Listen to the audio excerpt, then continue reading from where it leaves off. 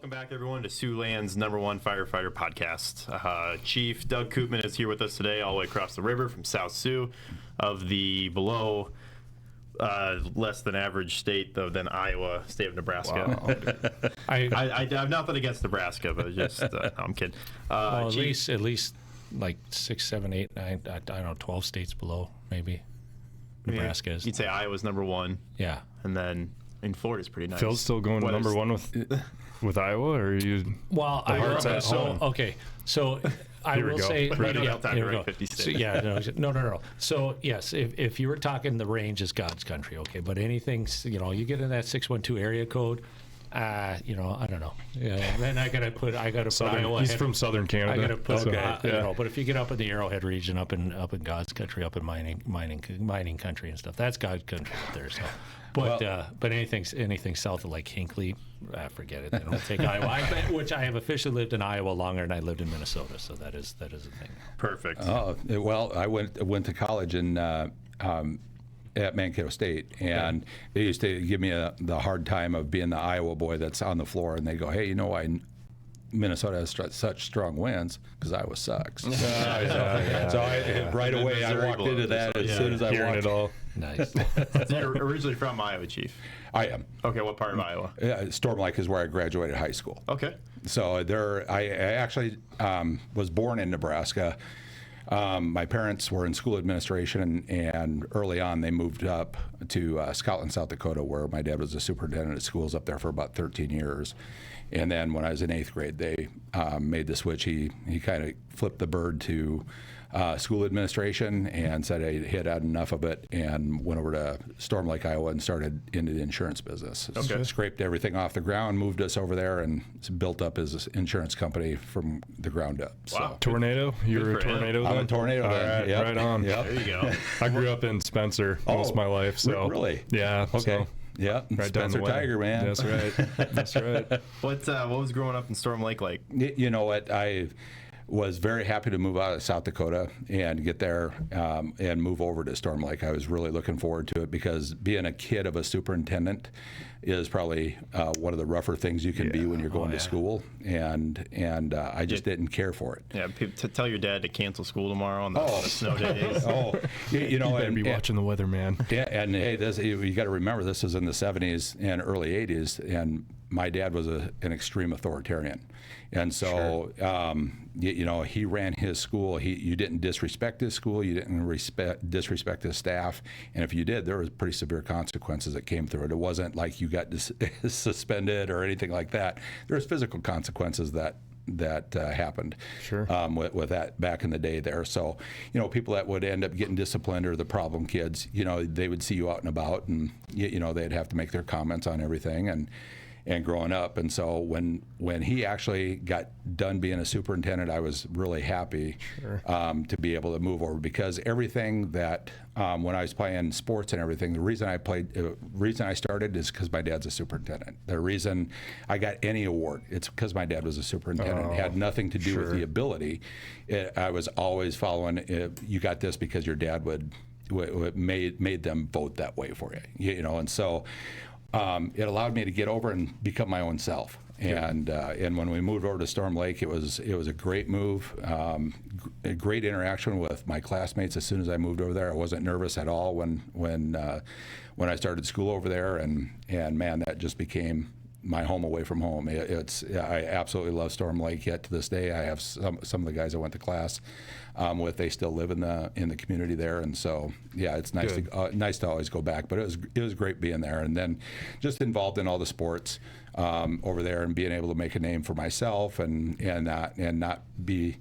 Nobody knew who I was. Nobody knew what my parents did, and Kind of nice, isn't it? Oh my goodness! In a way. Yeah, absolutely. Yeah. And better for your family and stuff too. Mom and dad and stuff. Yeah. I think they could go to the sporting events and they were with the other families. That's It nice. wasn't.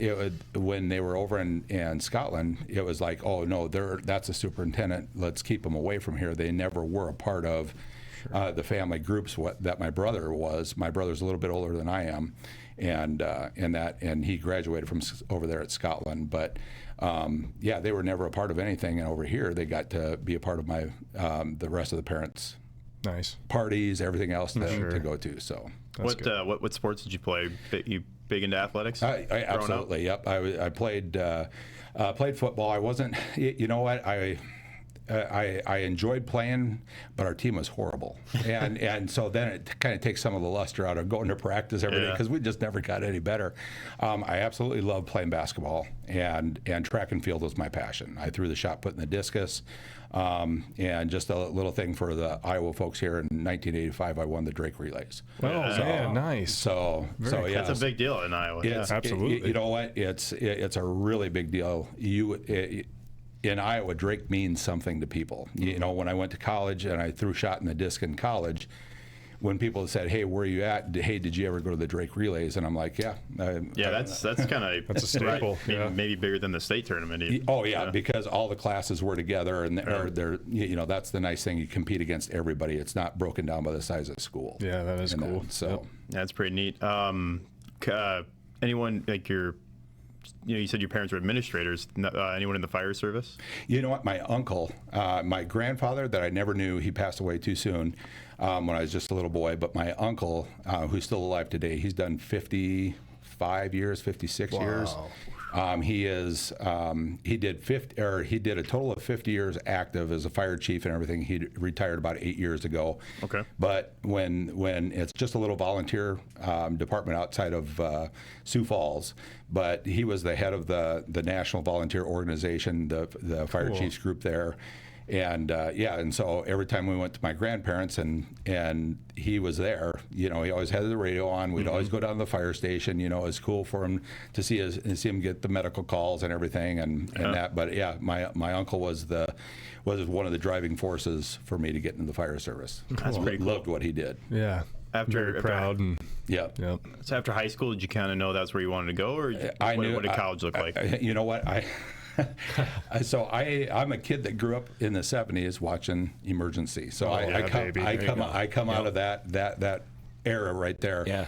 And from Saturday night sitting in front of the television, I knew when I was 5-6 years old that's what I wanted to do, watching Johnny and Roy. And that never changed focus from the whole time, even to this day. And but I come out of that era, so absolutely. So that's. I knew then that's what I wanted to do, and then it was just a matter of okay, what direction do I go first? Do I go to paramedic school? Do I try to get on the fire department? And the track and field thing, when I went to I got recruited to Mankato State. Well, Mankato State had the paramedic program, and so when I went to them, I'm like, hey, this is the program I'm interested. Can I still do track and field in that? And they go, yeah. So track and field basically paid for paramedic school. Awesome. So I started off as a paramedic before I got actually into the fire service. Okay. Did you do any volunteering younger? Or? You know what? I worked when I was a senior in high school. I'd work as a volunteer with Buena Vista County ambulance. I'd show up, and they were great because they would let me just show up and ride along. Cool. It was.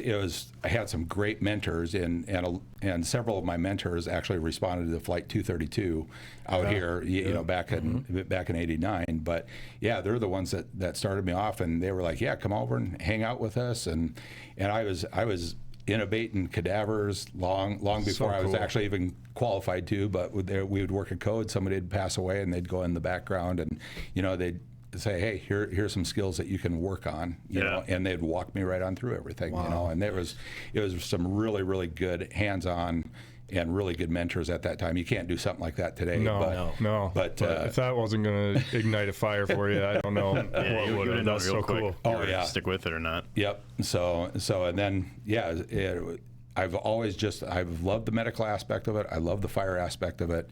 Kind of an anomaly, EMS for most firefighters means that every minute sucks, and that, but that's one of the things that I've always loved about, because it's always changing. The fire service is that physical, team-based atmosphere and it's just, the two go really good together for me. Yeah, absolutely, that's good stuff. Mankato State Paramedic, is that still a program that's still around? You know what? They took it out of the Minnesota State program about 3 years after I left, and they moved it over to the community college. So it's still there. Yeah. But it's out in North Mankato at the community college level. You don't get, one of the other reasons I went there too is because you got your degree. So I was able to graduate with my associates in science with it. But yeah, a few years later, they terminated the program at Minnesota State and moved it to community college. There's not too many state colleges that have a paramedic program. No. It's either through a hospital or a community college. So University of Iowa is the only big. Well, and I don't know if if Creighton still has there, because I Creighton quickly went does. to Creighton. When I was down at Creighton, they had a paramedic program and stuff. So I they think still had that. Buckley did that one. I'm pretty sure. Yeah, Buckley there's a went few through guys that Creighton. went through that one. I know Iowa's through the hospitals. Yep. That was another option to look at. In fact, my roommate from the university, or from Mankato, he couldn't pass the classes. He was into partying too much, and he knew he was getting into trouble. He knew he was wasting money. He wanted to be a paramedic, but he didn't want to go through all the prerequisites, and so he applied to the University of Iowa. And at that time, it was pretty much a 90-day program. Yeah, that's but very quick intensive. It was Monday through Saturday, and that fit him a lot better. And he went through, and he's still working to this day down in Kansas somewhere. So yeah, I have a good. One of my best friends growing up was a chief down in Red Oak, Iowa, and that's what he did, because college wasn't for him either, but he's like, I want to do the paramedicine so bad, and that worked out good for When him. we talk about recruiting, this is a job. You can go get a 1 to 2 year degree or certificate and make a good living. Oh, yeah. And not whether it's Sioux City or South Sioux or just all over it. You don't need a 4-year degree necessarily before you come on a department. You'll never want for a job. You know, that's what I tell everybody is that get started, and start that way. You'll never want for a job. I mean, and nowadays when I first tested as on the fire department, there was thousands of people lined up to test, and now that's fallen way off. And for it to be in a problem now where you need paramedics, before they were a dime a dozen. And now it's like, paramedics, we need them. We can't. Nobody's testing. Why aren't you testing? And people are not staying in the profession. Yeah. What do you think? Like, what's your take on that? What's your take on that, Chief? Because you've been in it for a long time. And you talk about, emergency in the 70s and stuff. That's when you talk about like salty firefighter, that's like the war years for FDNY and stuff, the 60s and 70s and stuff. And for a dude like, if you were at any point had any inkling, you're just like like you're 5 years old growing the stash out already. So but you came into, like you said, and a lot of guys that you and I came on with or worked with, prior to that list, prior to mine, I came on in 2002, but they would talk hundreds and stuff, or like you said, thousands, but now, we dwindled down to our list. What they had, like 17 with one, because one withdrew or something like that, and they interviewed 17, I think, or 18. So this one was a good one for us. And this we was had to turn like 7 away, which is in the past 10 years probably unheard of. Right, because we're struggling to make lists of stuff, and you guys building your department. So what's your take on that? Why aren't people either coming into the profession, the paramedics especially? You do see the turnover, and I think some of that is people. They start in emergency medicine pre-hospital, and then they further their education, go on. I think it's hard to find that medic that's been on the job for 25 years doing it. But what do you think? I think there's a couple things that play into this. I think one of the things is the social media aspect. When you can go out there and be this influencer and be paid money right away, and people are sending you all this stuff here, you're really not having to work for anything and to be held accountable for anything. You're out there doing your own thing, which I don't have a problem with at all. In fact, I have a stepson who is an influencer, and he's well over his company is well over the 7 figures mark, and he's 27 years old. And he's talking about retirement now, but they're opening up Pokemon cards. And that's what he does. He doesn't even show his face. They have this bank of cards that people can buy, and then they open them on a show, and it's just people are just flooding in, and it's like, oh my gosh, and they're gambling that they're going to open up the right Pokemon card. And those people hear that, and they just like, well, there's no way I get a real job, and it's like, but besides, making Well, I think Making at that, money, like, don't hate the player, hate the game. Exactly. I think they're I just get it. smart. They're just smart enough to work a lot less hard than what we have to do to make way more money. We're just, I mean, they got to hustle. It's good for them. I absolutely, applaud them because I don't have that skill set. Yeah. I don't. And when you sit down and talk to them, you're talking over my head with Pokemon cards, and you're talking over my heads, and now they're getting into sports cards, and they have a bunch of different podcasts that this thing's going wild on, and that. But I think, to go back to it, when people, even now, they go through the rookie schools, and where I came from before, you had a 20-week rookie school to get through, and in that first week, you'd drop, I don't know how many people, because they couldn't take the feedback that they were being given. Oh man. And we talk about the fire service being that paramilitary organization, but they can't take being undressed or told that they did something wrong. And it's like, I must just suck at this. I can't do this, and so they bail out, and they don't have any grit that goes on with them. So I think there's some things where we've given everybody a trophy, fallen into this thing of giving everybody a trophy and nobody having to work for it. Yeah. And I think a lot of that is just the culture that we're in, and I think that's, people get into this not realizing how difficult it's going to be, because you can sleep at work, you can. I can hide behind a few people that are doing the job, and stuff like that nature. Yeah. And then they get into it, and they actually have to perform for 20 weeks, in a rookie school, and then they start getting undressed because they can't get their gear on right. They keep making safety violations all the time, and my goodness, they give them. I mean, if it was 3 strikes and you're out, they wouldn't have a rookie school left. No doubt. Everybody would fail out. Mm-hmm.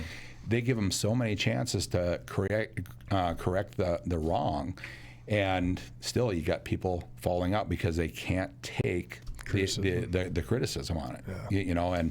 And I hate to, I've coached, and we'll get into this, I'm sure, here too, but I've coached for 20 plus years, and the one thing that you have to change your mindset, and I had to change my mindset as a battalion chief, is that when people give you feedback, it's not telling you what they've done wrong. You have to train your mind in it's that I can do so much better. And when I did that, when we were a battalion chief, we went, back in the day, you would get a promotion to captain, and all of a sudden you didn't have to train anymore. You got a promotion to a battalion chief, and you know it all. You don't have to go through any of the training anymore. You never get put in the hot seat except for the day that you test. And the department I went with the same thing that you guys hear. I look at your boards here, and it looks like my training room from back in Henderson, but they throw you in the hot seat once a month, mm-hmm. and then they correct you on all the mm-hmm. things, or they give you feedback on how you did on A to Z.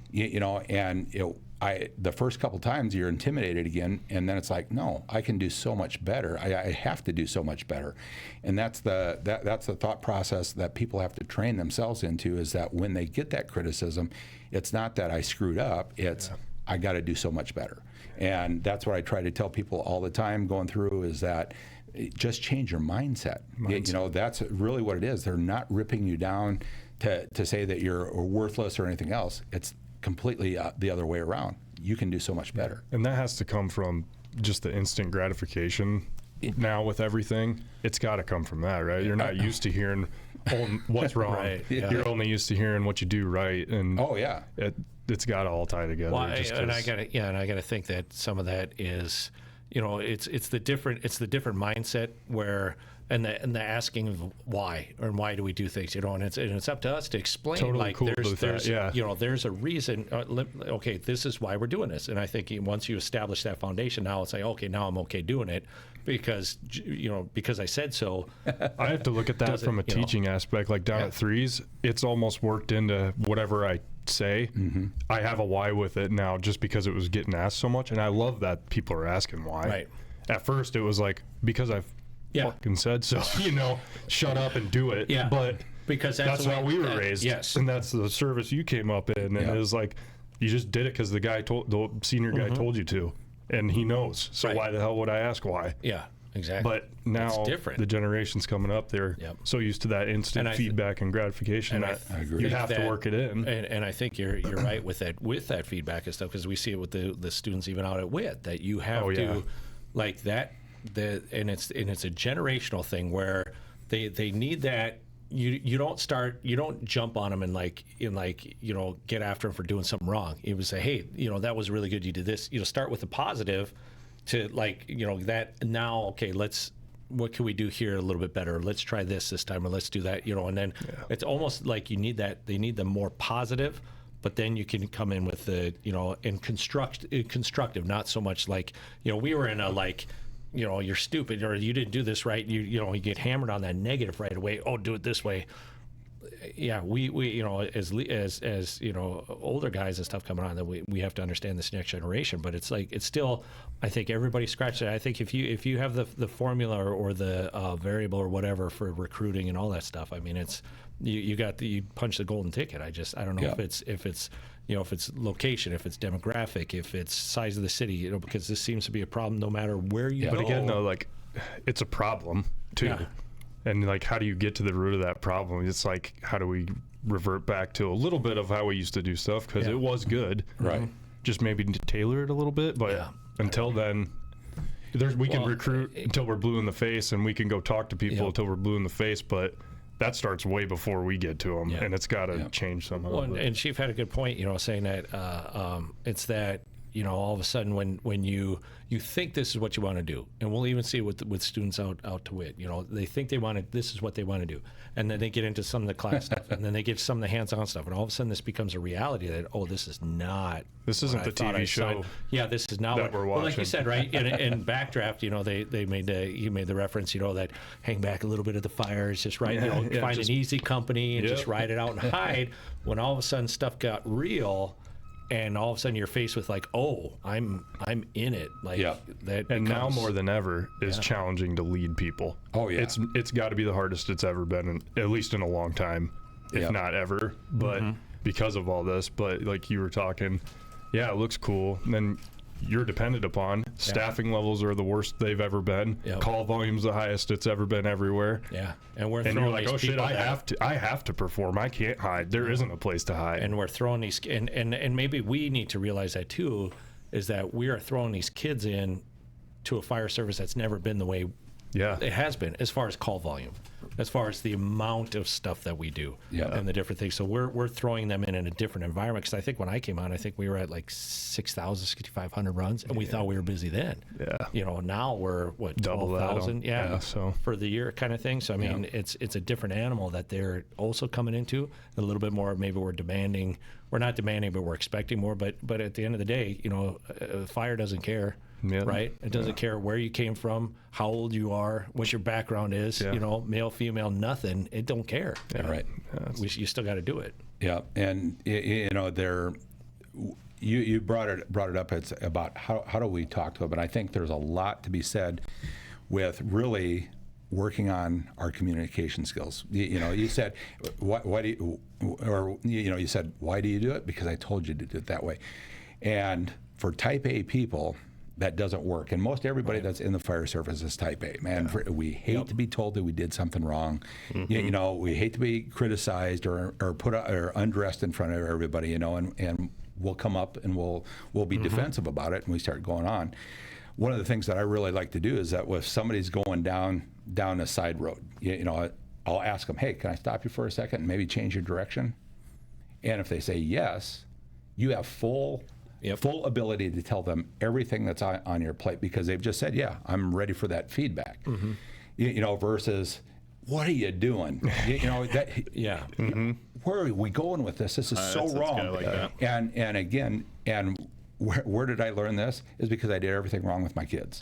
I coached with them, and the last thing they want to do when you get in the car is sit there and have the coach continue to talk to them. And I did a horrible job at separating dad from coach, and you got into him with it right there, and it's like, you don't think that, even though she's 8 years old and she's pitching, you don't think that she realized she just lost a game? Right. Or why did you start throwing this? And why were you doing that? And, Yep. and it's like, oh my gosh. Yeah. You know, and so over the years, you know, I've eaten a lot of crow, pulled my feet out of my mouth a million times. But man, if you can get somebody to just buy into what you want to tell them and get them to give you permission to tell you that, hey, can I change your mind on this? Are you ready to hear a different opinion on this? Yeah, I am. Okay.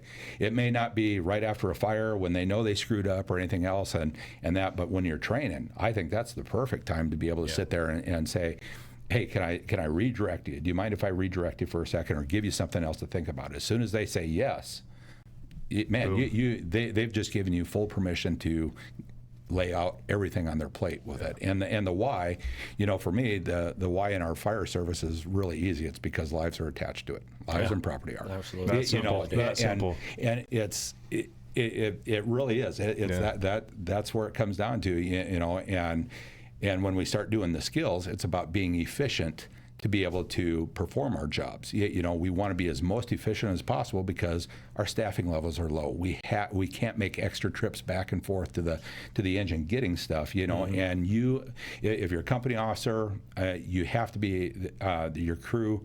You have to have confidence in their crew when you say, hey, I need you to do this, and they go off and do it. It's not the time to say, I don't know how to do it. I don't, you know, and that's why, again, the training is so important, and then being able to give them the feedback at the appropriate times. Hey, can I just keep you between the buoys? Can I do something to keep us between the buoys here? Yeah, well, that's where it's nice, like to, you know, ships in a different environment with threes and stuff, and you're training these guys from the ground up, you know, versus, you know, Ben or myself, where we're, you know, at a company, you know, but that's where it's nice working with your crew, right? You know, go out to the TC and like find, okay, or sit and discuss, hey, what are we weak in? Where's our worst spot? And then, okay, now just your crew, you know, just the three of us or whatever, just go out and let's work on just that, because then we can be comfortably uncomfortable, knowing that we're going to go right, knowing that we're going to go out. This might look pretty silly, right? So. We're going to point out, we're going to find all the things, we're going to correct all this stuff, we're going to train out, we're going to do some reps, so that when we get in the large group with 3 or 4 other companies and we're in front of everybody, because that's the worst time. Like somebody's weak in an area or uncomfortable with something, then that just adds fuel to that, where you're like super, and then all of a sudden you're panicking, you're making more mistakes, and then if somebody points it out, then that's not your officer, not, you know, then all of a sudden like everything just falls apart, right? So if you could train in where it's, you have the security blankets, so to speak, to train with just like the group, like the dudes, you know, have your back no matter what. You make the mistakes, make them there. We're in a big group or we're on the fire ground. Now we're a well-oiled unit where we're doing everything right. You know, and then that's where, like, yeah, you know, you get, but you got to train, you got to do that stuff, and but again, at the end of the day, the criticism that we give or receive, we have to be willing to receive if we're willing to give, but to know that it's coming from a place of wanting to better people, not knock them down, because if I can help you become better, then at the same time we both become all getting better, and we all become better, right? Yep, 100%. But somehow that gets lost on kids now, or younger folks now, where it's like we have to, and especially just being down at threes, we don't just break them down to build them up again. We have to work on the build up for these people right when they get in the door, because there's a lot of self-esteem issues out there now, and like, I don't want to try something that I'm not good at because I don't have to. Yeah. Well, what the hell? What's the point of living, dude? Yeah, right. Exactly. You know, and everybody sucks at it with the first time. All the time. You know, that's what we just got to get over. And type A guys don't like that. Number one, we don't like to suck. We don't like to be told that we suck at it. But again, it's part of the process. You know what? And just keep going. Just keep grinding and getting a little better every time that we go through this. And yeah, I just, man, this touches me so much on so many levels, because I just think that today's firefighters, they really struggle with the hands-on piece, you know, and I think, you know, Chief Gall talks about, you know, having the plus and the minus screwdrivers out there, because they don't know. Yeah, they don't know the names of the plus one or the minus one. Yeah. And here, you know, they can talk a great game, you know, and I'm going to say this about even our most experienced crews that I've worked with. They can talk a great game at the table. You know, they can tell you how they're going to pull the hose line. They're going to tell you what to do if they have something happen with a pump failure, and work right on through it. You give them one in life, and all of a sudden you go out to the training ground and you create that for them where you turn the valve off on the hydrant. You know, and they go just going through their normal routine, and all of a sudden I don't have water. I always get water. This is where it's at. You know, and the thing is, you have to have the knowledge in your head. You have to have the knowledge in your hands to be able to perform those skills. And that's what I think a lot of people do. They spend a lot of time at the table talking about it or drawing things on a board, which it has its purpose, but it needs to go from the board to your hands and be able to do it. Yeah, and then even like we talk about how our numbers keep getting busier and busier, but you know, every year we do our our stats meeting, and with last year was with Chief Collins, and our fires are staying pretty stagnant, and fire prevention's never gotten better. Getting experience on the fire ground is getting harder and harder. So we can train and train and train, and that's all great. You can practice plays and all week in practice. So really, until you play the game, is where you're going to find out your test and what you're made of. Yep. And I mean, I was talking to a guy the other day at 8, and he was like, "That's the first time I've taken a hand line first in on a fire in like 6 years." Whoa. New worked here. So I'm like, "How?" He's like, "I've either been second at due, I've been driving, I've been on a truck company." It just hasn't happened, and it's a big roulette wheel. Some guys get 15 fires in their first 18 months, and they're just like, yeah, I know what I'm doing in there. And other guys like, I haven't been here. It's like, what do you mean you haven't been here? I said that when I started driving the truck. I made like 1 hydrant floating. I've made like 6 driving truck now, just because I get right next to the hookup, and I'm like, I got skills you do and don't get to do, and so and I think we got to concentrate on those skills that we do most of the time on the fire ground, because everything else we should slow down. But to make a hydrant, to do a stretch, to know what your tools you're taking in with you, I think those are vital skills every time that we can't get wrong. If we're pulling up and say we got a big box going, well, that's an out of the box. We got time to think. Let's slow it down and make sure we're doing it right, because we're going to be doing a skill that we're not doing at 3 o'clock in the morning every time that we come into it. We actually have to think about, okay, how do I pull this deuce and a half again off of here? How is it loaded up? How do I pull it off? Because it's not second nature. To an older crew that has done this maybe before, they have that mindset and that memory. But for a new person coming in, I maybe had touched it, pulled it a couple times, but now under that stressful condition, we know the head goes right up the butt, and that. But we just need to slow down. But I think the essential skills, we have to be spot on every time. And if you look at the majority of the fires that happen across our country, they're put out with less than 350 gallons of water. We better be damn good at getting water in the space in a very quick manner. That's my whole look at everything. We've got to be spot on with that and get water in that space and take care of the problem. We call those like our bread and butter fires. Those are contents fires, getting in quick, knocking the fire, making a search. Yep, absolutely. And this can all be said as well as the EMS side. Your perishable skills are perishable for a reason, right? I just had a really good conversation about this yesterday with my buddy who's a medic in Ankeny, and he's a preceptor now.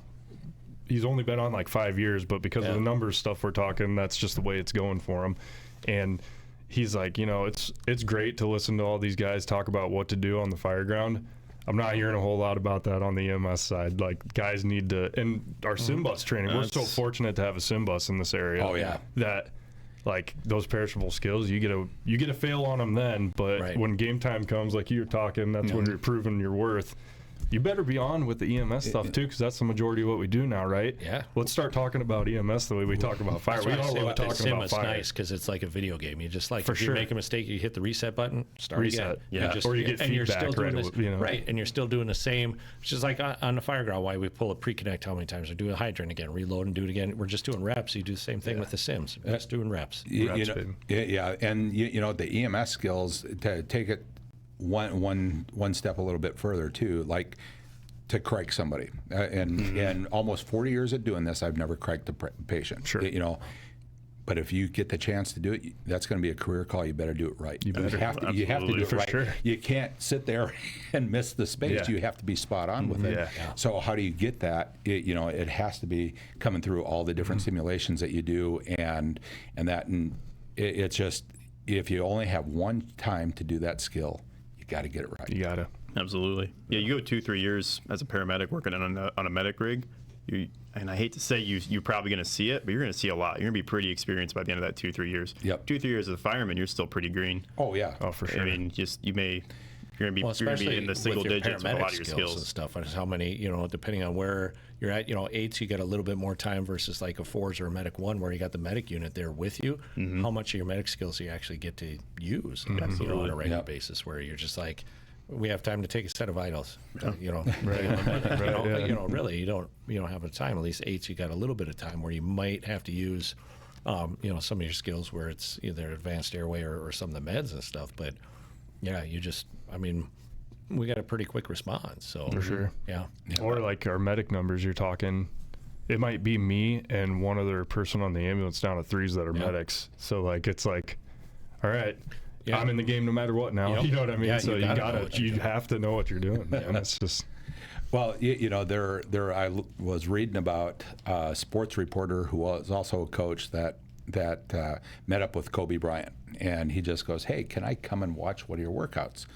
And Kobe just laughed. He says, "Yeah, you can come." He goes, "I start at 4:00 in the morning, so come on over." He goes, so I show up, and he goes, "Watch Kobe work out for the first hour and a half, and you got all done." And he goes, "Hey, Kobe, can I ask you a question?" And he goes, "Yeah." And he goes, "You do the same skills that my sixth grader team is doing. Why are you messing around with these skills when you're who you are?" And he goes, Kobe Bryant. "Yeah." He goes, "I'm the greatest basketball player in the NBA, correct?" And he goes, "Yeah." He goes, "Because I never get tired of the basics." So equate that to EMS skills. Anybody that's been doing this for a long period of time, you come into skill sign-offs. Who wants to put an oral airway in? Who finds that fun anymore? Right. Or are you sitting there going, "Oh, we got to do this again. We got to do this again." There's going to be a point in time when that skill is the most important thing that you can do for somebody, and you just can't get tired of the basics. And then you roll it over into the fire side of things too. You can't get tired of doing the basics. You can sit there and all day long go, "We do this over and over and over again." And I used to have crews that would come up to me when I was a chief and going, "We don't like to train just to train." And it's like, well, let me put the why to it for you. Yeah. Okay, here we go. Of why we're doing it. But they all thought their stuff was tight. And if they were, great. But the thing is, you can't get tired of doing the basics over and over For again. sure. No. And Well, if you look at the best teams in the world, like the best sports teams or whatever in the world, they still practice every day. Absolutely. And they still train on the same, whether it's getting grounders or shooting free throws or running sprints, they still practice. And we can do ourselves more justice on that too. Like you're talking like, we're doing this again. It's like, the reason is so we're good at it. Like we can get way too creative with training sometimes. And you're like, okay, let's take a minute. Like you were talking, we got time to think about that if that happens. Okay, let's get back to pulling a hand line. Like, come on. And you know what? And to that point, sometimes we get people that want to create these grandiose drills. And I mean, there's so many aspects of, it's like, where do you want me to start? You've given me so many problems to deal with. There's no way that you can be successful with it. No. And it's like, what are we measuring here? Because then people just walk away frustrated because there is no defined goals of what we wanted to get accomplished here. And so I always loved the high-rise drills for years and years and years, doing high-rise drills. And finally, within the last 15 years that I was out in Las Vegas, the goal for all these units here that are on scene is to get one line in operation on an upper floor. One line. And it took all these companies to be able to get that accomplished right. But before they'd say, okay, you got a fire on this floor, you got victims coming down this shaft, you have, by the way, the fire caught the chlorinator for the pool, and now you got a chlorine leak. And it's like, who the hell is going to handle that? Right. Okay, I mean, let's just, going back to the basics, how about we just try to get a line in service on the floor? There we go. Let's just do that. That's tough enough. No kidding. You know, and then to get everything else established, depending on what system you follow, it's like that is a tough thing to pull off. So let's make it a goal. Let's get the line in service. Then we'll call it. I'm not going to trick you. I'm not going to throw a curveball at you. I just want you guys to get in up there on your assignments and get one line in service. Great. That's all I want you to do. Yeah, walk, crawl, run, right? No, just crawl, walk, run. Yeah, for sure. Start to sprint. Yeah, that was a good conversation, Chief. What was your first fire job? My first fire job was fire EMS job. Sorry, it was in Henderson. Or my first EMS job was in Kansas City. When I left, got out of paramedic school, I worked in Kansas City for MAST back in the day. It's a great company that ran the whole Kansas City area. It was probably the highest performing EMS system back in the 80s. With that for our priority calls, anywhere in the city we were on scene in 4 minutes and 11 seconds. That's I think. insane. It was developed by a gentleman by the name of Jack Stout.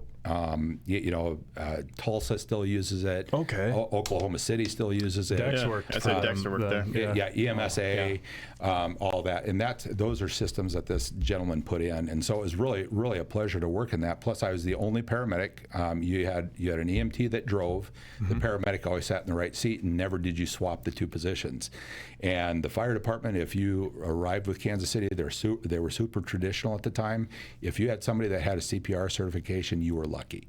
And and so you were the only medic, so you had to make all the decisions on there. And for a new paramedic, I thought that was frickin' the coolest thing in the world. You're like a wizard back there. Oh yeah, because you had to learn how to manage your time and work with your partner who couldn't do skills, but you'd have to set it up and say, okay, when we have this, here's how I want you to set me up. I'll be doing this, and you do this, this, and this, and have me all set up so I can just go from here to here to here to here, and then we'll load and we'll go. And what an awesome opportunity just for basic too. Oh yeah, because you had to be on. Those basics that I worked with in Kansas City, they knew the city like the back of their hand. Awesome. And so this is days before GPS or anything else, you know, and they required you to the EMTs to know the city without listen to their map. Their grid system that they would have, and when the address would come in, they would say, hey, you're 52 blocks east. And it'd be, the main street that cuts right down, you're 52 blocks to the east on 32nd Street, and those guys would drive right to it. You know, and I was just like, oh God, I love you guys because I don't have to even look at the map. Yeah. I needed to because I needed to be able to navigate you, but they were outstanding individuals to drive for you, and then as partners, they knew all the paramedic skills. They would sit there and line up your medications because they knew if you're working in cardiac arrest, they're like, here, we're going to line this up here for you, and it was all sitting out there. Better basic, better medic. Like they just said it in actually our sim class the other day. They said like good paramedics make good outcomes, great basics make good medics. Yep, like 100%. Help their medic, like yeah, for sure. Well, and as EMT, like the EMTs of basics and stuff, and doing the sim training, I always tell basics because you go to trainings with medics and nurses, and in the basics, especially in the volunteer squads, they kind of sit, and they're quiet. I'm like, you guys are some of the most important people because for sure, the medics sometimes hyper focus on the advanced stuff. Yep. The medication. Let's give this person a drug. Let's do this to do this as this. I said, you guys, your assessment skills are your strong suit. Your vitals, your assessments, and just trying to assess the actual problem, because maybe it's like rolling the pregnant woman onto her left side that's going to change her blood pressure and change things. You guys understand that, whereas the medic is going to be sometimes so hyper focused on, she's got low blood pressure. Man, we got to do this to bump this dialed in right now. Yeah, right. Where maybe it's something simple. Maybe it's a basic level. So I always tell them, I said, your basics are like, it's a vital, important thing, but you have to strengthen and have that good foundation and stuff of your assessment skills, because that's really for the most part what you have. But and being able to then assist the medics at that point as far as handing stuff over. Basics, you're not just a basic. Ben's not for basic anyways. We love you, basics. We love you so much. Oh yeah, absolutely. How long did you work in Kansas City for? For about a year. Okay. And then I tested for Mercy Ambulance out in Las Vegas because most of my roommates in paramedic school up in Minneapolis. They all went out to Las Vegas, and they kept trying to pull me out, but I was too young to work out there. Casinos, right? age You gotta be requirement? 21. Yep, they had an age requirement to carry medication or to carry the narcotics, because down in Kansas City they wouldn't let us carry any narcotics. okay. So that's how you got to not be 21 and be able to be a paramedic down in Kansas City. That's crazy. Like you just like a 20-year-old kid, you're running around with you and your partner, just Dude, doing it. That's bringing so out the cool. dead, just burning the city down. Oh, it was. That is crazy. You're making all these decisions at 20 years old. Like, it's gnarly. It was so a good. Crazy time, and as a young medic, you couldn't want for anything more. But the bad thing about Kansas City is that if you were new, they put you on the early morning cars. Like I think my shift started at 4:30 in the morning. I'd get off at 5:30 in the afternoon. Well, if you had a little bit of seniority, you wanted to work the night shifts, because the night shifts, they would drop the number of units on the street. Plus, your nursing homes didn't have routine transfers. You didn't go to doctor's offices or anything like that. You ran 911 calls. You hit the lotto. And those guys would come in on their night shift, and they'd drop down to 7 cars. There was an average of 13 shootings from 5 at night till 5 in the morning in Kansas City. Those guys would come in and go, I had 4 shootings, 2 stabbings, man, freaking. And it's just like, and you're like, and I you're picked sitting up there grandma going, that went boo-boo. I had 12 calls, but they were round-trip transfers. I went to the nursing home, to the clinic and back. Nursing home, clinic and back of the same patient, where they'd just sit there and go, hold on, this is a round-trip ticket. You would sit there and wait. It's like every year, then you hear the night guys come in, and it's like, what do I need to do? I want some of that. That's pretty neat. Yeah, give me some. So you did they pulled you to Vegas. You did go to Las Vegas. I did. Okay, so what was that like? You know what? I got mesmerized by the lights when I went out to test. And again, here you are, and I'll go back to when I was in EMT school over at Storm Lake. And so I'm sitting there, and I'd come in from my clinicals, and there was a GEMS magazine sitting out, and it had Las Vegas Fire, and they were working this accident on a freeway there, doing this extrication stuff. But I'd see the Mercy ambulance, I'd see Las Vegas Fire. I go, how cool would that be to work there? I was just taken back by this picture. And then all of a sudden I go out there and test, and I start seeing the same ambulance that I saw on the pictures there. And then you're going through. At that time, you didn't have the Fremont Street experience. You actually drove down through the middle of all of that, and you're just sitting there and all the bright lights and everything, and you just get this glaze over. And I go, this is so cool. Plus, I tested in December. And I got off the airplane, and I go, I can wear shorts all year long? I'm like, this is awesome. Killer. It's a dry heat. It's like 150 degrees. Well, it's a dry heat, so it's barely. It feels like it's 70. But I started working there, and plus they had 24-hour shifts, so now there wasn't any of this, during the day time stuff. We worked the 3-4 Kelly on the private ambulance side, so you got the nighttime stuff, you got the daytime stuff, and you got the good and the bad. And I think my first year out there, and they always kept track of your skills and everything else. I had 50 intubations my first year, and that's from nasal intubations to that. That's just what I had. That's not all the patients that I mean, because you're always giving it to your partner or the fire guys on there, because it was a dual response system, and they had paramedics on the fire department side, and they had paramedics on the private side. Wow. So you were always handing skills off to one another. The fire guys would say, "Hey, I've already had 3 intubations today. You want this one?" Today. Yeah, I'll go ahead and do that. So your ambulance service that you worked on, so it was a private ambulance service? Because I don't think when you say going out to Las Vegas, I don't think people really realize that you have Vegas Fire, but you also have like Henderson Fire services the Strip, Vegas services Fremont area, the old part of town. Yeah. So actually, there's 4 departments in Las Vegas. There's North Las Vegas that handles the north side of that area. There's a city called North Las Vegas. Yep. Then you have Las Vegas Fire, and it's a boundary city. Everybody thinks Las Vegas is just this Las Vegas, and then you have Clark County. Yep. They cover. They're the ones that cover the Strip. Anderson, Clark County. And all these little townships. If you look at a map today, you'll say the area of Spring Hill, Township, and then you have Clayton Township, and this whatever township that they're in, Spring Valley Township. These are all townships that are in the county, and Clark County is the largest fire department out there. They have the most number. I think they're probably pretty close to 1,000 members on that. And then Las Vegas is about 700, 800 people, and then North Las Vegas is about 250, and Henderson just went over, I think, 350 firefighters. Wow.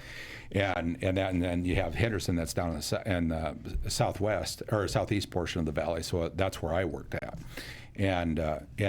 So it's a dual response system with the fire departments in Las Vegas. And that Henderson, one reason that I liked going out there is that they did their own transports. So we did 100% of VMS. You had your fire crews that you worked with every day on there, and so you just stayed together with your crews pretty much the entire time, which was cool. And I'd work part-time for the private ambulance also once I got on the fire department out there, but you dual response, and again, the fire department always had authority over jurisdiction. The privates just came in and assisted, and then they would give them to transport. They've kind of played around with the different models and that. Sometimes Las Vegas transports now, sometimes they don't. They used to say, yeah, we'll transport 2 a day and help that with the privates. But then it really became this mix of, I hate to say egos, but it's like the fire department, no, we're going to do this. We're going to tell you how you're going to operate. And when I was doing it, it wasn't that way. And all of a sudden you have the fire departments telling the privates, here's the equipment you're always going to bring in. And it's like, but you're ALS, you're already on scene, you're bringing the same equipment in. Why are we bringing this stuff in together? Because they get in there and they go, okay, this patient's here, and they get back on their truck and they leave. And it's just the relationship they have between the privates and the fire department gets strained every now and then. Oh, yeah. They have a new company in there now, Community Ambulance. They actually have old members of Mercy Ambulance that own Community Ambulance in there. And they're bringing the community back together with that type of work relationship with them. I think everybody's, they play pretty well in the sandbox together. Good. How many private services were out there? So there was just Mercy Ambulance when I worked there. Okay. Then years later, they tried to bring in another private ambulance company. Tried to come in and establish themselves.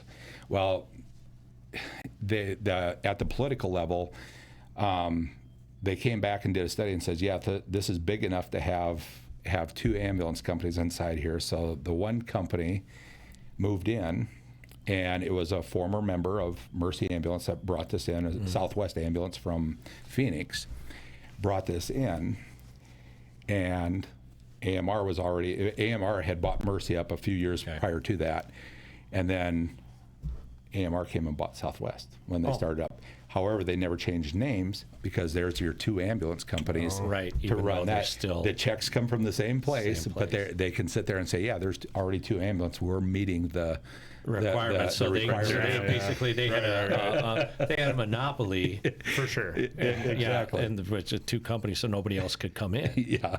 Ooh, that's funny. That's just good business. Oh yeah, it's crazy. Right. And now this Community Ambulance, they came in and they started by doing only routine transfers, and then the next thing you know, they were picking up areas for AMR because AMR wasn't meeting their response times. And then all of a sudden, it's like, well, their response times are so good, the county commission's coming in and saying, okay, we're cutting this off here and giving it to community. Okay, now we're cutting this off over here.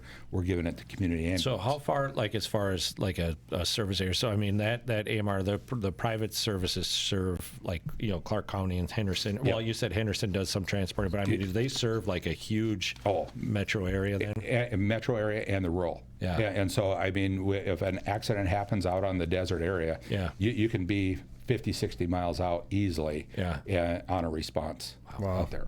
Do they have first responder groups or county response groups and stuff out there? Similar to what EOC or what we have around here. Yep. Again, it'd be nice if you could count on them all the time because again, just like we are having everywhere here, the volunteers, they may or may not be available to respond. So you never know. And they also have auto launch programs with the flight service. So if you're going way out, automatically that will hit a trigger and dispatch for an auto launch. Yes. And so the helicopter will launch. launch, you'll have ground units coming out from the city, and then whoever gets on scene first type thing. Crazy. Yeah. Yeah, I guess, A lot of some of that dynamics. stuff we're like, out there. Yeah. I don't know. I mean, this part of the state or whatever, outside, you go north to Sioux Falls or down to Omaha and stuff. I mean, we're kind of like the biggest department, but like our picture of emergency response is so different, with how, we have our own ambulances that we transport and we respond and stuff, I mean, we had the private with SPI for a long time and stuff, but yeah, to think about like, it's long, long response time for us to go like way out into Stone Park or way down south. I mean, we're talking like 16 10 minutes maybe, like, versus like, it's going to be 45 minutes before you get an ambulance someplace. I mean, it's a whole different animal out there. Yeah, absolutely. Yeah. And and then you get in just in the inner city areas there in Las Vegas, and all the time, if you look at firehouses call volumes of the year, you have Las Vegas Station 1 and Clark County Station 18. They're running such a high call volume out of there. I think the Clark County Station 18, they have 5 units out of it, but they run about 85 calls a day, 90 calls a day out of that station. Insane. And how does that even how is there even enough time in 24 hours to run it? That rig doesn't even come in. I took a class through the IAFF a few years ago for the peer support stuff. Yeah. And one of the instructors was a retired captain from Prescott, but his son was on Phoenix, and his engine company was running 34 a day. That's absolutely just their engine company. And they were the second busiest engine in town. I'm like that. He packs his lunch on the rig. Yeah. You don't leave the rig the whole shift. Yeah, just live on it. Call it 24. Wow, crazy. Yeah, they like have to have a car meet them and re-up with drugs and stuff throughout the day. Yeah, just for narcs and stuff, because you can't even stop to get them. It's like, I think that would be fun for a little bit, but then at some point you'd be like, man, I don't know what's. I guess you'd have to have the right mindset or mentality to grind like that. I'd probably get tired of giving Narcan like 15 times a day. I'd probably say that'd get a little old after a while. But a lot of those units right there, because they're right on the strip, and like Station 1's right in downtown. Oh, that makes it's the trip and falls on the strip. I'm sure. Where they're calling you for everything, and it's just the liability thing of the hotels are calling you in there for to take care of this or take care of that. And finally, one of my buddies who was a fire chief there, because they use priority dispatch, they these units are no longer running Alpha and Bravo calls. That they can't do that. We'll just give those. We'll concede that to the privates, and we're going to take care of the higher level priorities. That makes sense. Yeah. They said we just can't do it. We just can't do that to the crews anymore. So how long did you work in Las Vegas for? I did with the private before I got picked up. I did almost a year and a half, and then I got picked up by the fire department. And I did 34 and a half years with Henderson. Wow. Okay, so that's Henderson is where compared to Las Vegas? It's to the southeast portion. You can't tell. When I first started there, there was a division between it. Now it's okay. This side of the road is Henderson. This side of the road is Las Vegas. Okay. And is that kind of down by where they were going to put the stadium? They were considering it at one time here. Yeah, that's south. What do they call it? Southbridge or Southport. There's like a timeshare place down there and stuff. And somewhere. Absolutely. Yeah. We got roped into that one time. If I ever see that guy Jimmy again, I'll give him a. I might give him a, Yep, and so Henderson sits in the southwest corner or southeast portion, and they cover 109 square miles is what our response area is. Okay. And then we'll go over a little pass into Boulder City, which is just outside of our city, just a little bit, and we'll take a couple of the National Park Service calls, because we have a station that sits almost right at one of the entrances out to Lake Mead, and Clark County will send them from one side, we'll send them from another side, nice. and that. But it's a pretty big area to cover, and they only had 12, or when I was doing it. When I left, they had 12 stations. They have 13 now. Okay. But yeah, I was covering that area with 12 stations. Good. Take us through your career progression from kind of your rookie academy at Henderson all the way through where you decided to leave. Yep. So when I hired on an 89 in Henderson. So you're like 22, 23, right? 21. 21. Yeah, just 21, almost 22. So, yeah. and what was happening at that time is that Henderson had gone through a lawsuit because they got sued by a Mercy paramedic because his dad died of a cardiac arrest. Well, they said, Henderson's too big, you need to have paramedics. You didn't call for Mercy ambulance to back you up. You just treated them at the BLS level, and they lost the lawsuit.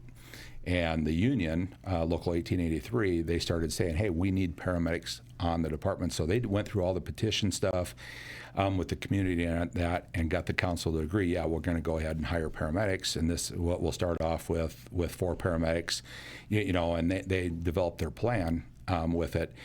And with that, it was to start the paramedic program up. And so when the EMS coordinator out there went to our health district and says, hey, I need 4 good people from Mercy that would be a good firefighters to help us put our program together. The health district dropped my name was one of them on there, along with 3 of my other buddies, and we ended up testing for 6 positions. They were going to hire 6, start off with 4, and then hired 2 more in that. But for 6 positions, we tested against 10 people. And Wow. so it was kind of like Good numbers. Oh yeah, it was great. And Good numbers to be a candidate, anyways. Yeah, right. and I was already in the process of testing for the other fire departments in the valley here. And a good friend of mine from Las Vegas Fire says, listen, and a big union guy, and he goes, listen, he goes, I'll do whatever I can to get you on, to help you get through the tests at Las Vegas, at Clark County, all this other stuff. He goes, if I were to do it again, I would look at Henderson. He goes, Henderson is a small community, and they called it Hendertucky or Henderville. Sure. Kind of like Council Tucky. Yeah. And I go, really? And he goes, they are about to blow up. And he was super involved at the political level at the state. And great guy by the name of Rusty McAllister. And he goes, I would point you that direction. He goes, that's the direction I would push you to.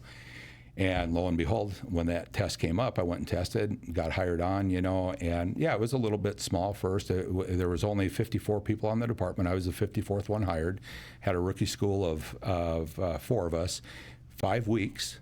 And because we were putting the program together, they did the basic firefighting skills with us, but the most of the time was buying equipment for the ALS, upgrading the ALS, because they didn't have anybody that did that. And they says, hey, so we'd do fire stuff in the morning, and then in the afternoon we were ordering, or we were telling the EMS chief what we had to order. That's awesome.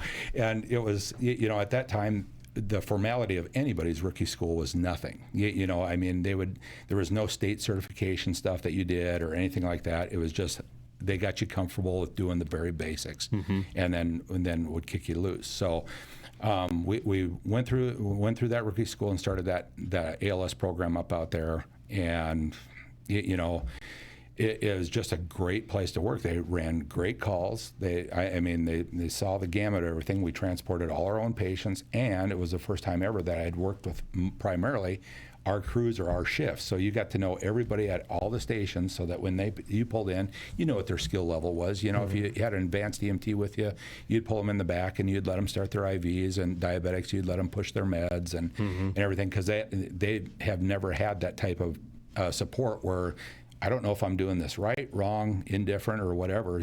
So they appreciated the paramedics on board.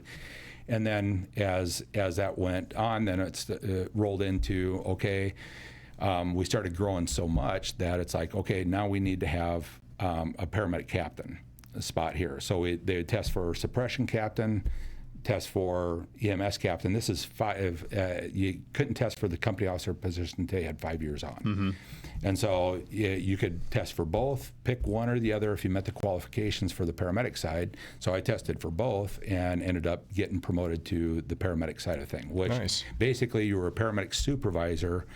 You're by yourself, but if the system got overwhelmed, you would run a call, you'd grab the firefighter off the engine, they would drive for you, you'd perform the care in the back and that, but it gave them an extra unit to transport with when things got busy out. And then you did all their EMS education, you did all their EMS quality improvement, and that for all the different shifts that you were assigned to, and that.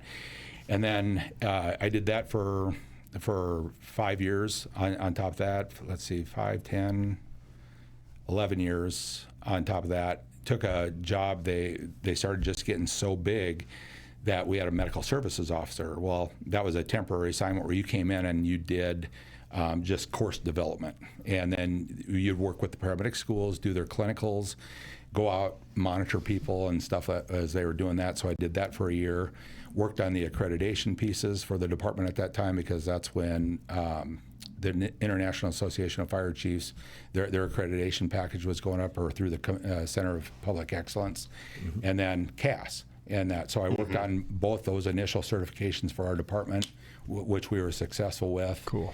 And during that time, there was a chief in there that wanted to move all the chiefs to a 38-hour schedule. So there was no more battalion chiefs on all. Everybody worked 7:30 to 5:30, and you were on call at night. Well, naturally, the union went nuts over that because they didn't have 24-hour supervision in a battalion chief spot.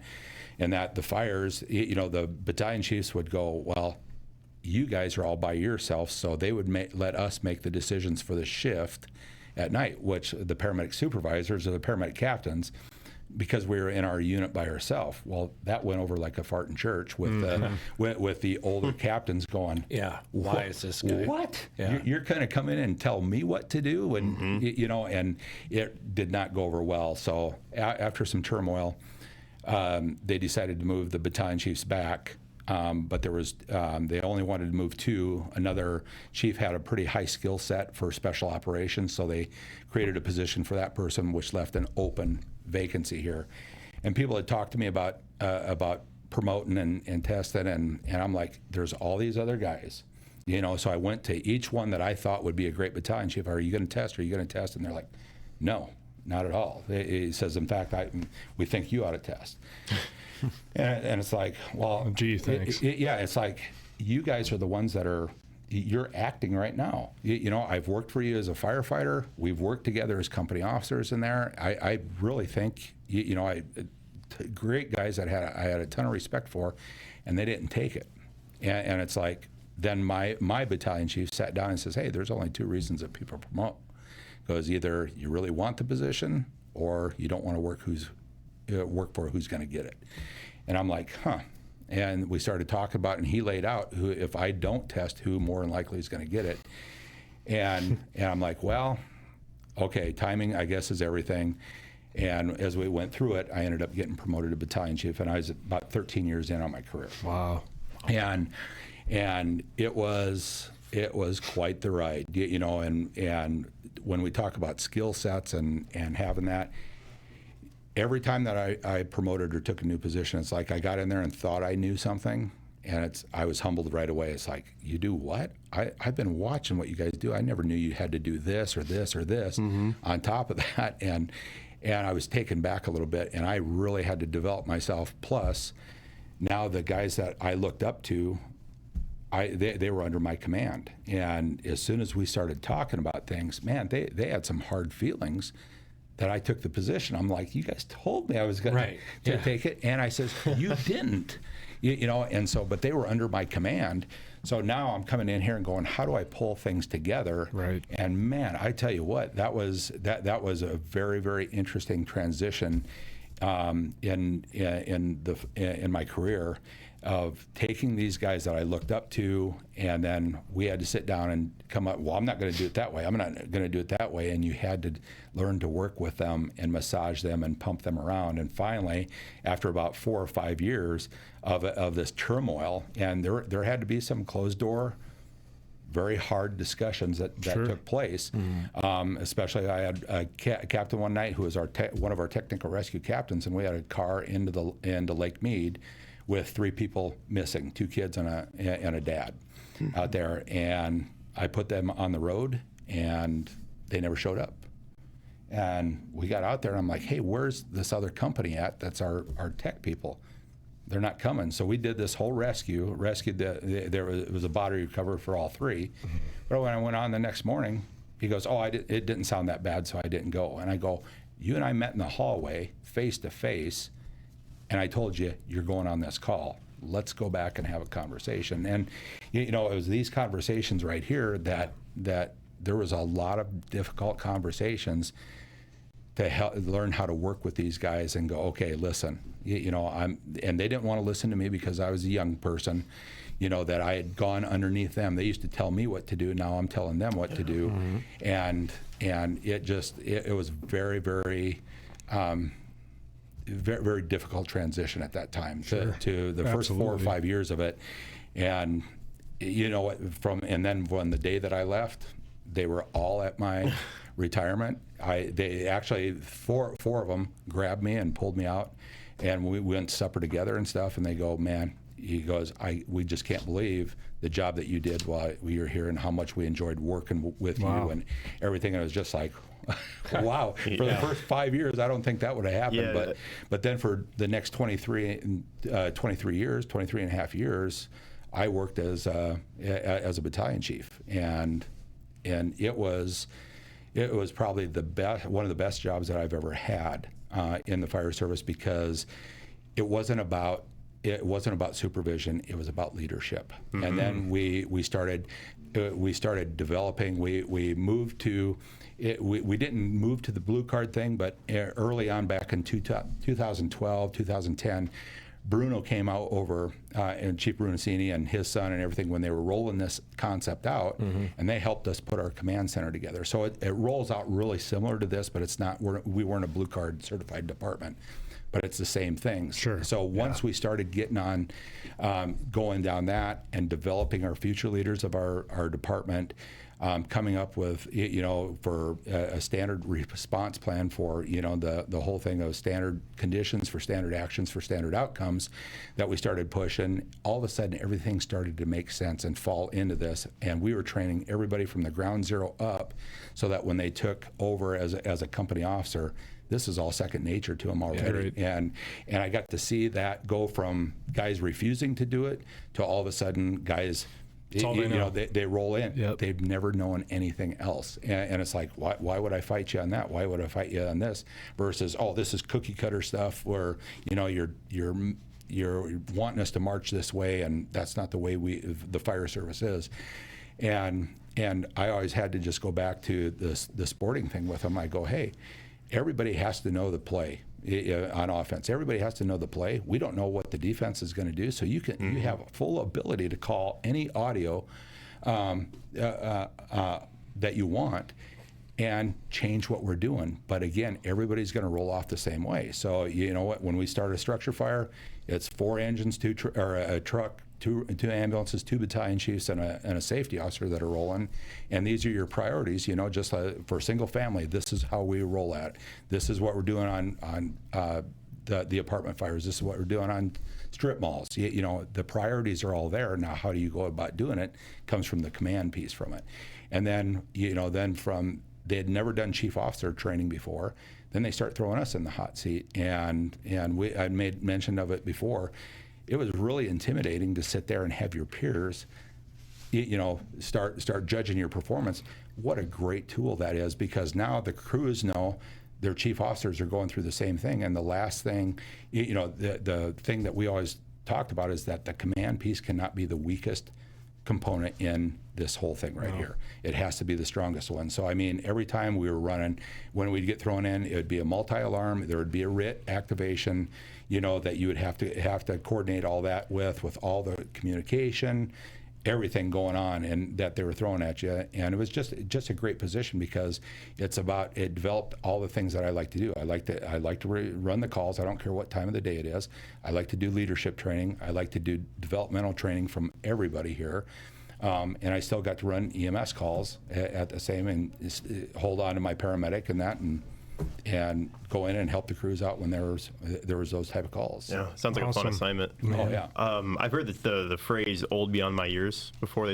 When reading about like officers in World War II and Vietnam, they're like 27 years old being battalion commanders. That's kind of what that reminds me of, where you're like, I just kind of want to grow up and be this kid, and then here I am thrown into this position. Because how you were been 33? Yeah, 33. Yeah, when you're battalion commander. Yep. I mean, and the seniority in the fire service, that's a very popular topic. It's everything. Yeah. So to be in that position, and then even the higher up you go in it, the higher you up you go in any rank, you're just you're going to make less people happy. If you if you don't want to piss people off, then I got told a good one. The higher you climb up the ladder, eventually all people see is ass.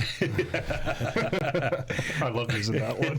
Well, we used to put a plan of the day out, or we always did put a plan of the day out for the crews, and I would throw a little quote, motivational quote in there, and I throw out a quote one day that just it ended up me going to HR. I said, be careful of the people's feet you step on today, because they may be attached to the ass you kiss tomorrow. And, oh man! And I put that on the plan today, and I'm just like, HR, come on, no more quotes like that you come. See where you're going with that, but maybe try. Yeah, it's like, hey, I was being funny.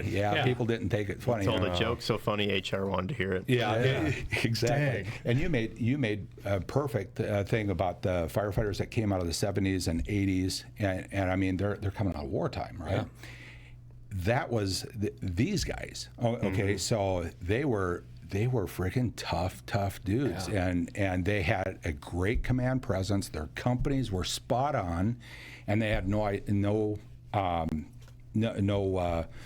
problem with telling you how it was. And you marched to their march beat, and they were always spot on. And I, as a battalion chief, I was like, oh, this is going to be great. These guys are awesome to work with. And then when you start coming on and you tell them, hey, this is what I want you to do, or the decision falls into my lap.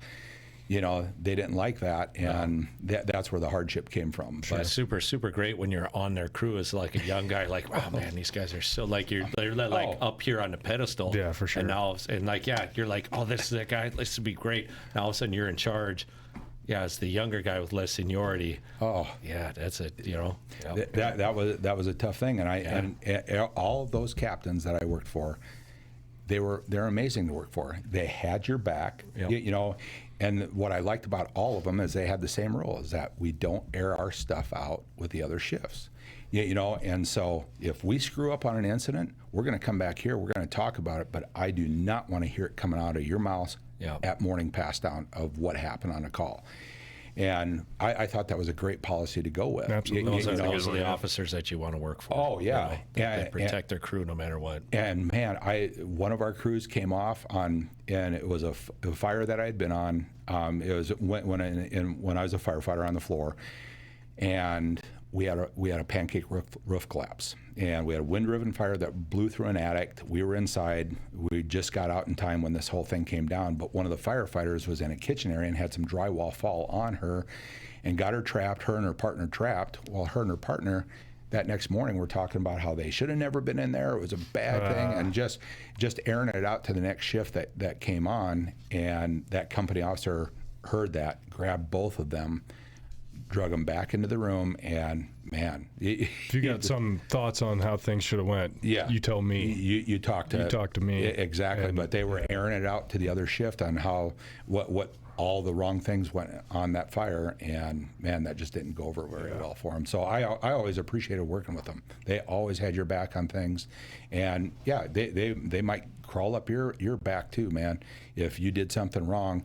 But again, it stayed in the station. It stayed in the station. Yeah. What's one thing that with the fire service, you kind of like, listening to somebody that, work in Henderson or, different area, it's still the fire service. I mean, because you had this, depending on which decade you came in on, generation, you had the same guys. We had the same guys here and the same conversations and the same, when people were promoted, they'd be like, oh, this, because we had to deal with these guys. Or like, when the people, and there's always people that are like, oh yeah, you'd be great until they get promoted. And you're like, oh, why did that guy promote, or why do I have to listen to him? It's the same stories. It's the same things, the same feelings. And this, no matter where you go, that's something, with the fire service. It's such a, it's, you have, I don't know, it's almost like, the same people work in the same places. I mean, we're such a cornucopia of just personalities and backgrounds and this plethora of just stuff that comes in, but it's still the same. It's 100%. Same vibe. You go back to our earlier conversation. Same circuits, different clowns. Yes. We're talking about the next generation and the differences and why this and why that, and those guys that you worked with, they probably thought the same They were thing doing the about same thing, you weren't and they? your generation. They're a bunch of soft guys that can't, And all these ideas about things, Well, the thing that I always used to laugh about is that the old guys would refer to me when I was in my rookie year, or actually for quite a while. They're going, "You're so young, you got freaking afterbirth in your ears." And all of a sudden, it went from afterbirth in my ears that I was a senior person in the city, and I was a senior person on the fire department, and now I was senior. And that's what everybody called me. I never got to enjoy a childhood piece in this whole piece. It was just throw up in a Yeah, it hurry. was like either you had afterbirth in your ears, you were so young, or senior. Oh, man. No, I like that. We've had, it's kind of like when we went with that class out in Sergeant Bluff with Jeremy Donch, who has National Fire Radio. We need to get on the podcast, Phil. I know you've looked into him, but that's his whole spiel. He calls bridging the gap. And it's just generations from the 75-year-old guy in the volunteer service still that just likes to be around and needs that, all the way to the 19-year-old on the new, it's just I'm here to save the day and be a hero. It's like, how do you bring that? And you're always training your replacement. Oh my gosh, yeah, and it was really good to sit around, and I got to talk with Jeremy for a little bit. He stopped out at South Sioux, and I went out to his class that night out at Sergeant Bluff when he was talking and everything. And I just love that stuff that he was talking about there. Yeah, that's just good leadership. Tools right there. So. So then, how did you find your way back to South Sioux City, Iowa? Well, Nebraska. Nebraska. Jeez. You're looking at me like, what are you talking about? Yeah. One Back to podcast, Iowa. this guy's pulling dates out of Chernobyl and stuff, and the next, I don't know where I am right now. No, let's stay. Yeah, I was just dogging on Nebraska too to start, so now I look extra dumb. Which, Well, I don't know any more extra, but they're like, oh yeah, that's Ben. That's bad. but anyways, how did you end up back in South Sioux? Kind of a just when things open up, that and fall into place, you have to follow them. So forever, I've referred to that people called me senior and they're like, how long are you going to work? I was several years past max retirement over there, and so I could have retired at 27 with full benefits and everything else. And they're like, why are you continuing to work? I go, I love the department. I love what I'm doing. And collect it too. Like you don't have to wait till a certain age. Did you guys have like a number of years and then you can retire, or do you have an age? No, it's the way that it was 20 and 50. Okay. Or it was 25 at any age. Okay. And so you could retire without. So at going out there at what, 21, almost 22, you were like young at retirement age. Yes.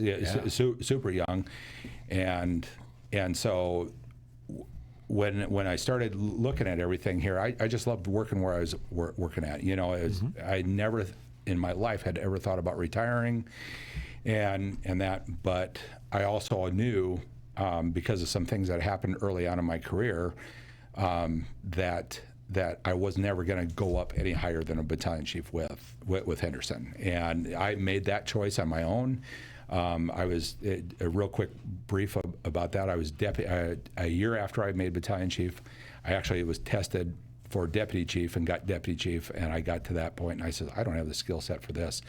I went back. I demoted myself and went back and said, no, I want to develop as a battalion chief first, and I don't have the skill set to do everything that this position's doing here. And it was the only time in the fire service too I absolutely hated was when I was the deputy chief, because I didn't have the skill set as a chief officer yet. I didn't have the rapport with these people or anything else, and so I wanted to go and develop myself, as a battalion chief first. And so doing that, it hurt a lot of people's feelings. And so they basically said, no, you're probably at where you're never going to promote past. Sure. So I'm good with that. I made that choice, and I was super happy with it. And for 23 years, that's what I did. Well, I am divorced, and I had met a gal from back here in Nebraska. Here, she worked at Northeast Community College in Norfolk, and her and I. The thing that brought us together is that in my track years, her and I ran for the same track team, and we didn't know each other.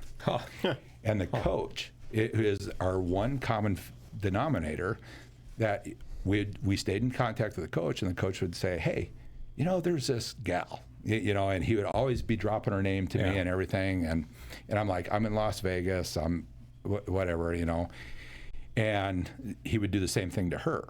And we had just never talked about anything, but there was a reunion, and I couldn't get back to the reunion for the track team. And she reaches out, and because the coach goes, hey, reach out to Doug and find out if he wants a cup, he wants a shirt, whatever thing for that. So she reaches out to me, and over a cup, over a freaking crazy thing. And we sit there, and all of a sudden we started talking. And it's like, hey, we were just through text, and then next thing you know, we were talking on the phone, and it's like, hey, can we FaceTime sometime and just get to know, or who? And then it's like, hey, do you care if I come out and visit you sometime? And I really like where this is going. I think you're really cool. Do you mind if I come for a visit? And that came out for a visit. We hit it off. And while we were just in this date, we did the long-term dating or the long-distance dating stuff. A buddy of mine that works, he's the fire chief in a little department just outside of Durango, but he's an Iowa boy too. He sends me this post for the position at Sioux, and I'm like, huh? Yeah. And I look for it, and I'm like, well, because I had just over COVID, I was like 10 classes down from finishing my degree. I wanted a higher leadership offer than where I was at, and so I had finished my bachelor's up and stuff, and I put an application in, and come back here. Her and I are getting more and more serious. I had asked her to marry me, and got pulled into the interviews out here, and everything just laid out the way it was supposed to be. And I sat there, and I kept both my feet in the arena of that I don't want to leave the floor, and I don't know if I want to be the fire chief here. And as I was going through my interview, the city manager over at South Sioux says, you got about 15 minutes to make that decision. Are you in or are you out? Yeah. And after I got done with my interview, I go, man, that was a horrible way to answer that question. And went and talked to my fiance about it then. And she's like, we had a conversation, and I'm like, yeah, this is what's supposed to be happening, And she's like, hey, we're getting married. What a better way to start that? I'm not coming into your house. I'm not merging into your life. You're not merging into my life. We can have a neutral place to start our relationship at. And I'm like, well, all my family's in Sioux Falls. All your folks are in Lincoln. It's kind of right in the middle. Yeah. And so it just opened up, and everything along the way is how we got here. So worked a deal with the city here when they offered me the position. I actually had to go call them back and say, listen, I'm 100% in. If the committee chooses me to be your chief, I'm 100% in. I'll be there. Just I wanted to let you know that I answered that question bad. Everything else, about 3 weeks later is when they called up and offered me the position. Wow. So then they're like, I go, hey, I'm going to need at least 60 days to sell my house. And so, and get everything in. Meantime, she'd come out to Vegas. We got married at the Little White Chapel in Vegas. Oh man, that's so cool. And nice. And I came back here to go through all my pre-employment stuff here. We started looking at a home. We found the home. There hadn't been an offer on it in 6 months. We go, hey, let's go ahead and put this offer down with contingent that we're selling my house. Mm-hmm. We do that. An hour later, somebody comes in with an all-cash offer for the house. Perfect. And our realtor says, hey, listen, he's the new fire chief. His wife is going to work over here at Northeast College here. They're coming. Yeah.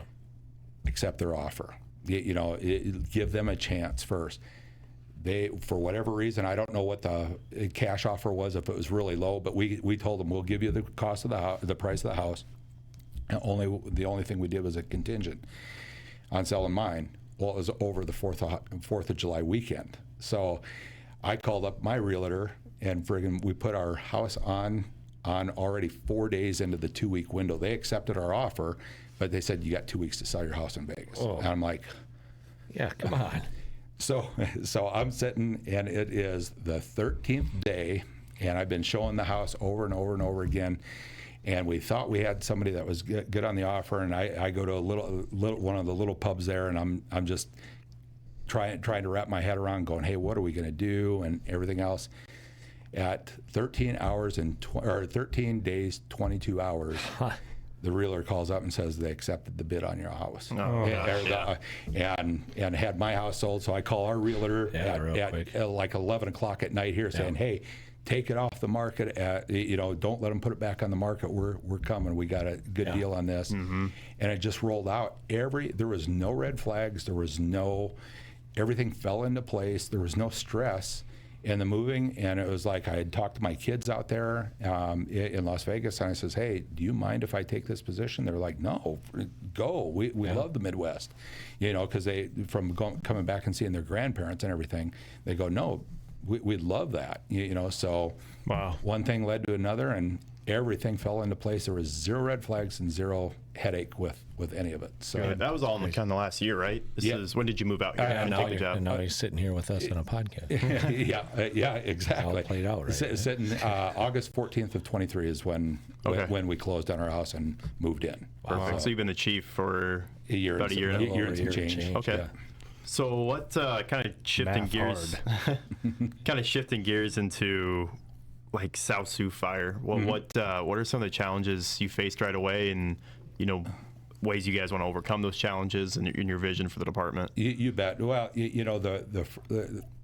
as I looked into the fire department, I actually reached out to the previous fire chief, and he says the guys are great. They're looking for leadership. He goes, I just had some problem with city administration, and they lost confidence in me. I mean, he was very forthcoming from it. It was really great to talk to in regards to that. But one of the reasons I looked at it is because there was still that opportunity to be involved and get your hands dirty, and so there's that ability to respond to fires. There's that ability to teach and mentor with those folks there.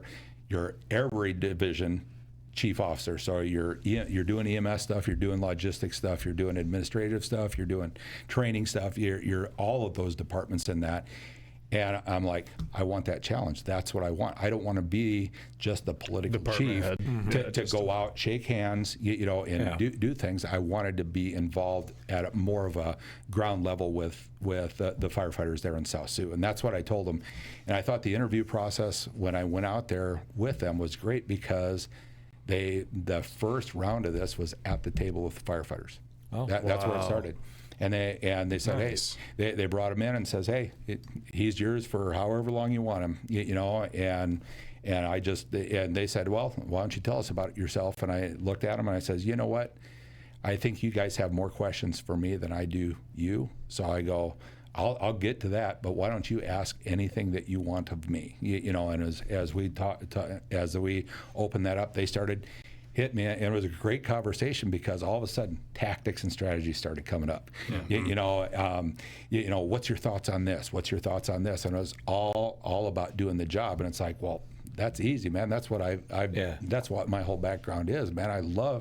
We can sit here and draw this up, and I've got full hand experience on what you're telling me, what you guys want to what I've done. And I says, with some modifications on things, we'll adjust to however we do it with the lack of numbers that we have, and I thought that process was really good. What I didn't know coming in is the logistics side of things. When you're starting there and you're looking at a budget, and you know how budgets are. 90% of it is your salaries and benefits. And then you get to run the department on whatever's left over here. And when you look at their equipment, it was the guys, and you may mention this, doesn't matter what department, man, they're firefighters. Yeah. They're firefighters. They're true and blue firefighters, and they want to do the best job they can. And it falls into the categories of some things you don't know,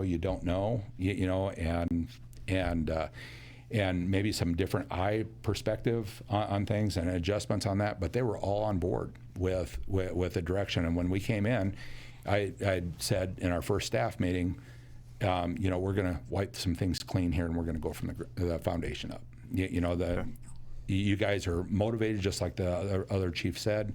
You guys are have done this without a chief for a long time. So I have no doubt that you can run a fire department, okay? But I want captains to be captains. I want firefighters to be firefighters. I want paramedics to be paramedics, and understand and really develop yourselves in these roles here.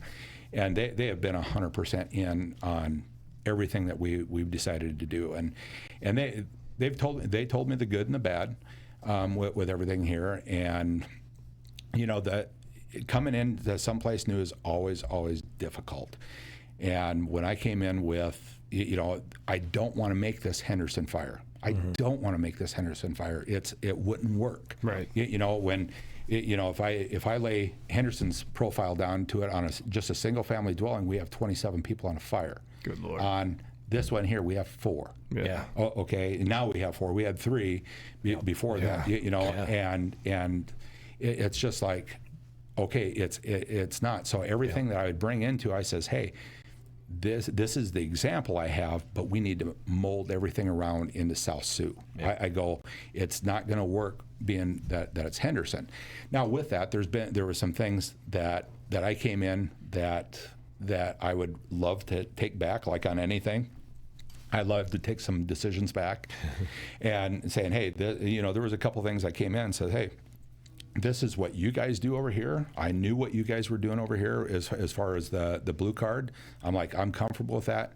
We're going to start by changing the way that we talk on the radio. And we're going to, we're coming into this whole thing right here. You're going to understand this terminology and everything else. I never gave them the why. I never went through this whole thing until about 3 months ago when I sat them down and I says, hey, we're going to talk about things. I go away with everything that I said because I think I just threw a big wrench into their world, and they're like, what? We're saying that stuff. Sure. And it's like, no, we want you to be this way because I'm all about consistency, coordination, or standardization and accountability, and that's what I said. This is what we want to do, and this is why I want to move that way a long time after I said, hey, this is what we're going to do. So, but with that, as we've been developing things here, the first day, I'd say the first week here, Captain Bukite came over. First guy that I met here. First guy comes in, talks, lets me know again what you guys are all doing over here. Everything else, I'm just like, man, we're on the same wavelength, And we talk about some interoperability, because I know we can't do it alone, that we're going to have to extend out, and it's like, yeah, we don't have any auto aid. This is how it goes when we're getting here. And I'm like, that really doesn't work for me. I don't like companies working under 2 different people when they come onto a scene. I says, is there any way that we can do about just getting each other on the same radio channel and everything? But I also know that there's a trust factor. There's a trust factor in how they do things and that. But Dave's been a blessing, to get to know, because then all of a sudden he's like, hey, let's do some training together. Okay, let's set up and do some training together. And you get the guys together, and all of a sudden you see compartments flying open. And we're not even doing the training drill that we thought. The guys are going through and they're going, hey, what are you guys carrying? And our guys would do, hey, this is what we got. And we'd show them everything that we're carrying on our engine. Then you guys would open up the doors on your stuff. Hey, this is what we're going on. And all of a sudden you're sitting there talking. I'm like, there's more training going on right now than yanking a line out. It's that facial recognition that we're getting that says, hey, we're all firefighters, man. We're building that trust, like you talked about, just building the trust that way. Yeah, and so and then we've done some training evolutions together, and Dave also was instrumental in getting the 5 or the chiefs from the area here all together for a meeting. So North Sioux, Dakota City, us, Sergeant Bluff, all the chiefs, we get together every 2 months and we just talk about what's going on in the department here. And it's like, well, if you can, it goes back to the Franklin Covey stuff of, seek first to understand, then be understood.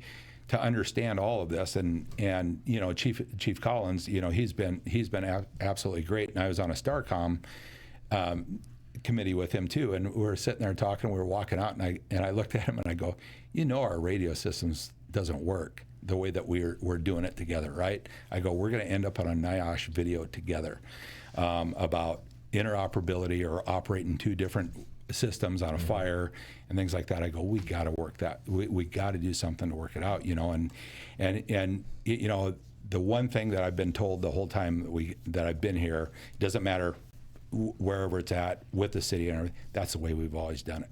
Yeah. I want to challenge that. Okay, and that's the one thing I want to challenge. Let's find a way that we both can do it together, and maybe take some of yours, take some of ours, and let's blend it together. But we have to change. You know, and that's been so when we talk about the goals of South Sioux City, number one, I'm used to, just like this department up in Las Vegas. When I first started, we had 4 different departments. When I left, they were all together on pretty much doing everything. That's what we want to hear from when we pull up, that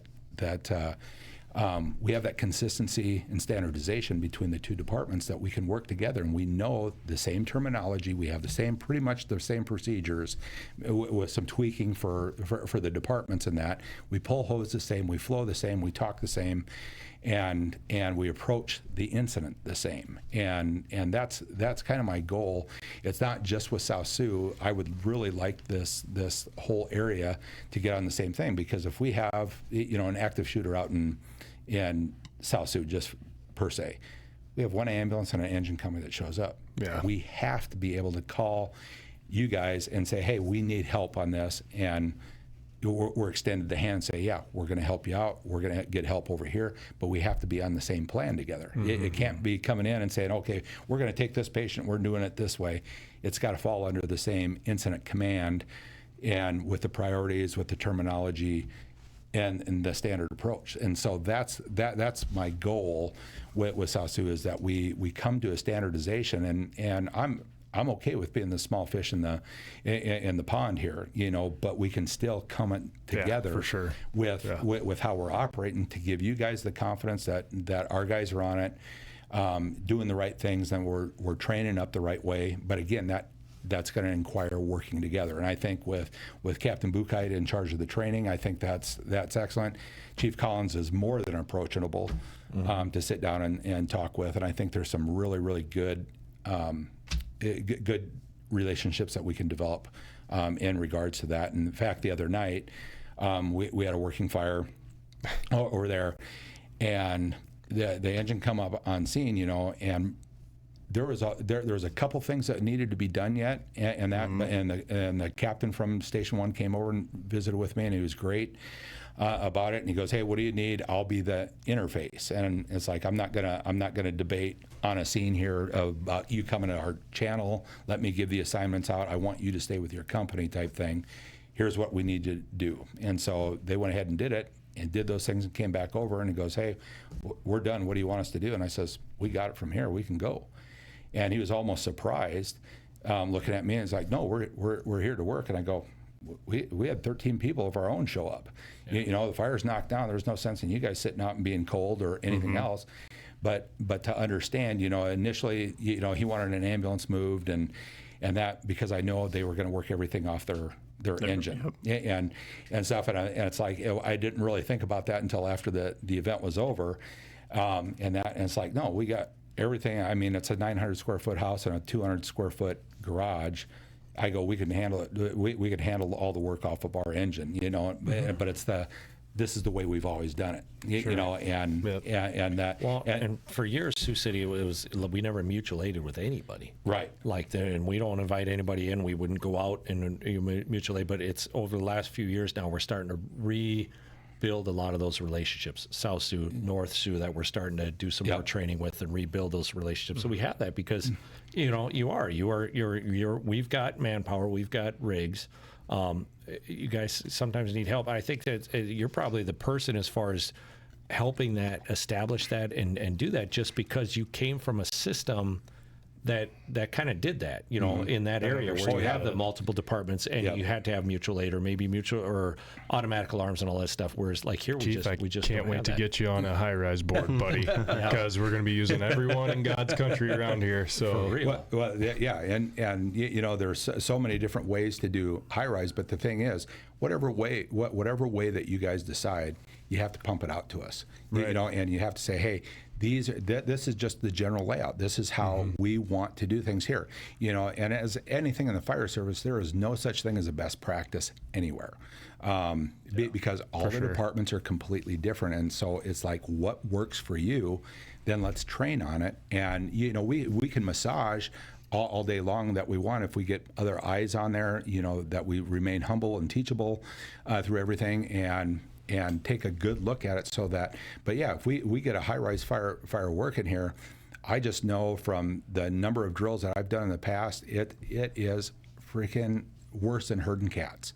and to have everybody on there that we'll put the training out. One of the hotels will be being imploded, and they'll give it to us for like 2-week period of time. And when we get crews on scene, it's like, has everybody read the high-rise plan and the goals of this drill? And it's like, yep. And they get in there and do it, and nobody's touched anything. Oh, I didn't know that. I didn't know we were calling that. I didn't know that's what we were doing. And it's just like, no, we have to be humble and teachable and work together. And whatever the process is, that's the system. It is a system.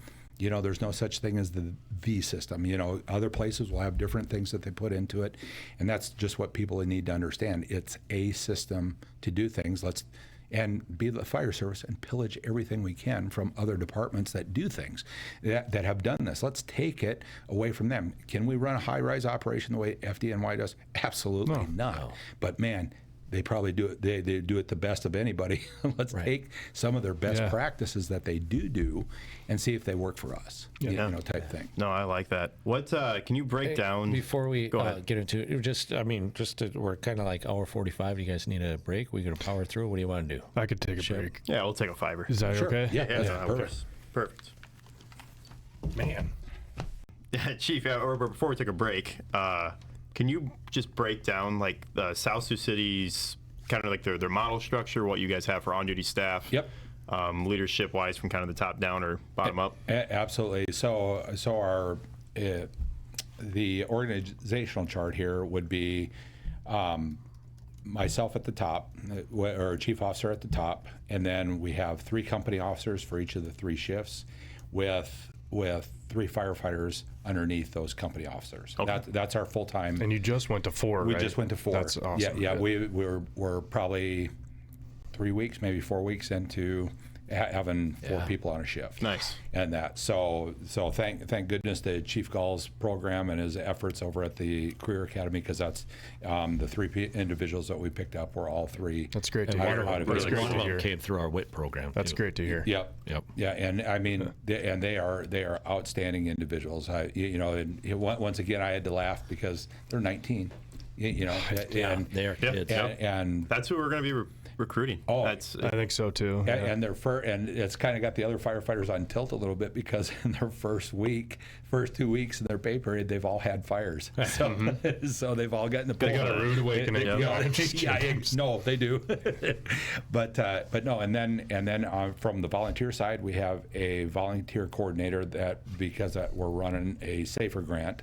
And he oversees that for recruitment and retention of volunteers. And so with that, there was a crew of 4 that were going through when I first got here. 3 of those we picked up. and that, so our volunteer numbers have dropped a little bit, but we just graduated a class of 8.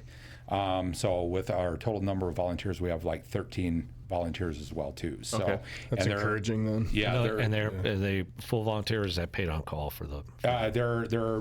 They get stipends for coming in, and then for I have authorization to pay them for 24 hours a month. And that's what I've required them to do, is that if they're some kind of staffing. They have to come in, they have to work the in the station to have the full experience, because what I noticed early on when I came here is that the volunteers would show up to a call and they'd leave.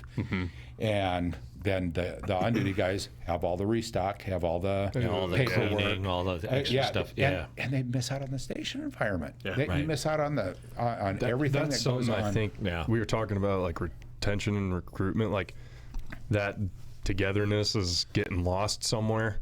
I mean, I was just talking to Jack Casabom's father-in-law. We were at the sausage making stuff, and he was on Coal Ridge, Nebraska for a long long time and chief officer there and stuff, but the younger guys just like weren't sticking around after meetings and stuff. They're just in, do the training, leave. Yep. Or in, go to the call, leave. It's like you need to have that after. You absolutely need to have that. I come from the volunteer world too, so I can speak to that too. It's just you need that. It just gets you more involved and gets you to know each other on a personal level. You got to have that in the fire. I don't care what people say about leadership, stuff like that. Yeah. You got to know your people. You got to know who you're working with on a personal level. Otherwise, it's just not going to work. Yeah, 100%. They all have to have confidence in one another. Yeah. And the only way you're going to do that is to spend some time together. Yeah, 100%. Yeah. So, but yeah, and so that's pretty much how we staff right there. We'll drop to a minimum of 3 before somebody actually has to quote be mandatoried if we go into that. But we do have, I did forget to say that we do have 3 part-timers. Okay. Good. And they're two of them are paramedics that have their fire officer or their firefighter 1. So they're cross-trained, and then we have a firefighter out of Sioux Falls that works at the airport out there. That is one of our other part-time firefighters. Oh, cool. So they pick up shifts on a regular basis. Every shift will have at least 1 paramedic, if not 2, on it. So we're, as far as 84% of what we do is EMS stuff, so that's kind of nice to have. And I look back at a lot of departments around there, they're lucky to have some paramedics. Here we almost got 2 per shift, and I got 2 guys in school here. Good. A couple of those shifts are going to have 3 across awesome. the board. So, and so, yeah, that's pretty much the makeup of South Sioux right there. And then on any given fire that comes in now, 3 of them will show up on the engine. 1 will drive the medic unit out. They used to all just jump on the engine if they were in station and respond together on that. But now we're bringing a medic unit out with that, so the 4th person can walk up and do some support roles and then move forward and help the crew catching the up. plug or something. Yeah, exactly. And then your volunteers arrive in a second alarm, a second wave of responders. We want them to show up at the station and respond in on a unit. I don't like the whole pickup, respond in the pickup. No. My cousin, who was a battalion chief in Sioux Falls, he had the unfortunate of being on a mutual aid response with one of the volunteer fire departments, and they got ready to leave, and somebody from the other department goes, "Where's Ed at? That's his truck." Yeah. And he's like, I don't know. And they went to alert, and he had passed away in the basement. Oh yeah, that was just a few years ago, wasn't it? Yeah, and he was terrible. And he was on that, and he goes, "Man, if you want to go through a horrible investigation." Yeah. He goes, sit through something like that, you know, and that's what's so strange to me, that I have to get I got to do a lot better job at being able to get some accountability of who's showing up, because they can show up on the engine, but I don't know who any of them are. Like with the full timers, I know what shift's on, I know who's on, coming there, but when the volunteers come in, I don't know if it's firefighter Smith, Johnson. Yeah, you Both get of what them. you get, right? You get what you get, and so I'm working through a process right now that maybe we'll be able to wrangle that up a little bit, so that when they come on scene, they'll give a number like firefighter 105 is arrived. Well, 105 it never changes. That's firefighter Smith, and 106 is on scene, 107's on scene, and you have a list always that's sitting in the command post, so that I can know exactly who's there on this engine that just showed up. They tried to. I mean, they got all these different softwares and stuff out, but. Something's to be said about good old-fashioned paper on the clipboard. Yes, there is. A lot less cost, and then it's right there in front of you in your command car or whatever you got going on. And you're like, I'm good. And especially if a guy walks up to you and say, "Hey, 105 is here," and 100%, you're like right there. Versus Not like if I had a thing and I clicked the thing, but I accidentally bumped it. You're gonna like make contact. I'm at the bar listening to the call, and I'm like, oh shit. I know you're here. Okay, good. And So then your volunteers, they backfill in on. Let's say your first medic unit is on a call and another EMS call goes out. Yeah, if another EMS call goes out, we'll issue an all call, and who's ever available will respond in. That's, to me, that's a stressful piece, because you don't know who's coming in. Right. And we have some very dedicated volunteers that I will say are like clockwork. And I know who will be in, and it's nice. And then with my background and still having my paramedic, then I'll leave my office for the day. I'll jump on the ambulance for that call, and we'll go out, or I'll meet them on the scene, and I'll do patient care with them. and jump in, which I love because I'm able to get my hands dirty. That's still fun for you then. Oh right? yeah. You got it worked out, don't you? Yeah. You're like, I got the best of both worlds. It's pretty cool. Yeah, good for you. Nice. Apparatus wise, how are you guys sitting? We just put it into service. We haven't even been in service a month yet with a brand new engine from Rosenbauer. I think that's one of the very first new engines they've ever had as their front line, being able to work off of. We have 2 E1, going back to the Rosenbauer, it's 1,000 gallons. Nice. And that which is wonderful, because if we can get on top of it without worrying about the plug or making sure that, then I really like that having 1,000 gallons there That's versus such a the 500. tactical advantage. Well, especially you talk about your your adaptive staffing stuff. That's a no-brainer. Yeah. That's a good, Well, it good call. brings your quick hitter, your blitz attack into play. Using that master stream, especially with 3 guys. Oh, yeah. You show up on a structure fire where you got some heavy involvement stuff. Now with that 1,000 gallons, you can hit it with the master stream. Put 500 gallons on that, and in a minute, knock that fire down. You still got 500 gallons in the tank. You're living in Phil's world now. He's locked absolutely. in. He's like, and with those 3 guys, you're still making a success. You knock down how much fire, and then you can still make a good attack on that. That 500 gallons, it's hard. You need that water supply, but 1,000, 1,250 all day long. That master stream comes into play. Your large just diameter becomes more hose of an lines option now. it comes into play before you have water. Yep. It's huge tactical advantage. Absolutely. And then we have 2 E1s that are 500 gallons on that, and that are our reserves. And then we just purchased a platform since I've been there, 105-foot Pierce dash on that, but it's a year 2000. I was going to say, it is a 2000. It's a 2000, but it came out of a department in Missouri. It had 27,000 miles on it. Whoa. Man. And how many hours on it then? Just hardly nothing. Nothing. Yeah. And this department, when I went to look at it, they have more money than they know what to do with. Number one, they said it's too big for us. We got it for an ISO rating back in 2000 because we had a hospital that was a 4-story hospital in the area, and we needed it. Then he goes, all of our stuff now is 75 foot. It's smaller wheelbase because they have nothing but hills. And I don't know if you remember last year or the year before, of the fire truck that was going down the hill and spinning down the hill. It's in that area. Is that dasher a single rear axle? Or is it tandem? No, it's dual. It's tandem. Yep. That comes out of that department. It's all hill. And stuff. And so when I was out test driving, I'm like, you got some big hills here. And he goes, yeah, you remember that reel that was going around? He goes, yeah, that's our department. I saw that video. Like, there's nothing those dudes could you're hanging on. Something to stop me, please. Yeah, there's a curb, and not a curb or a house or any or a curb or a tree or anything but somebody's house. Scary. Yep. And then we have three ambulances. 2 of them are staffed at the ALS level that we can respond out on, and then the other one's just at BLS. We do have a brand new ambulance coming in end of March of 2025. Okay. So it's already on order. Yeah, we're just waiting for the delivery of that. So those are hard to wait for because those are getting longer and longer. Oh my gosh, and that's one side of this job that's been, you learn as you go. And I mean, I've stepped in so many landmines with the logistics side of thing and the budget and how things are done with the money and everything. That's so foreign to me. I'm like, get me dirty all day long. I'm good with that.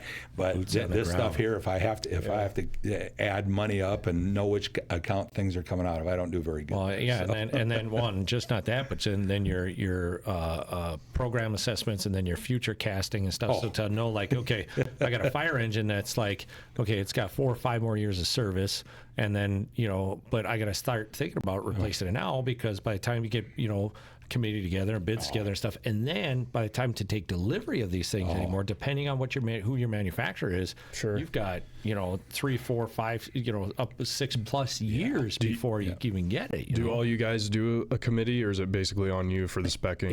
It's myself and the captains. I won't spec anything out for them.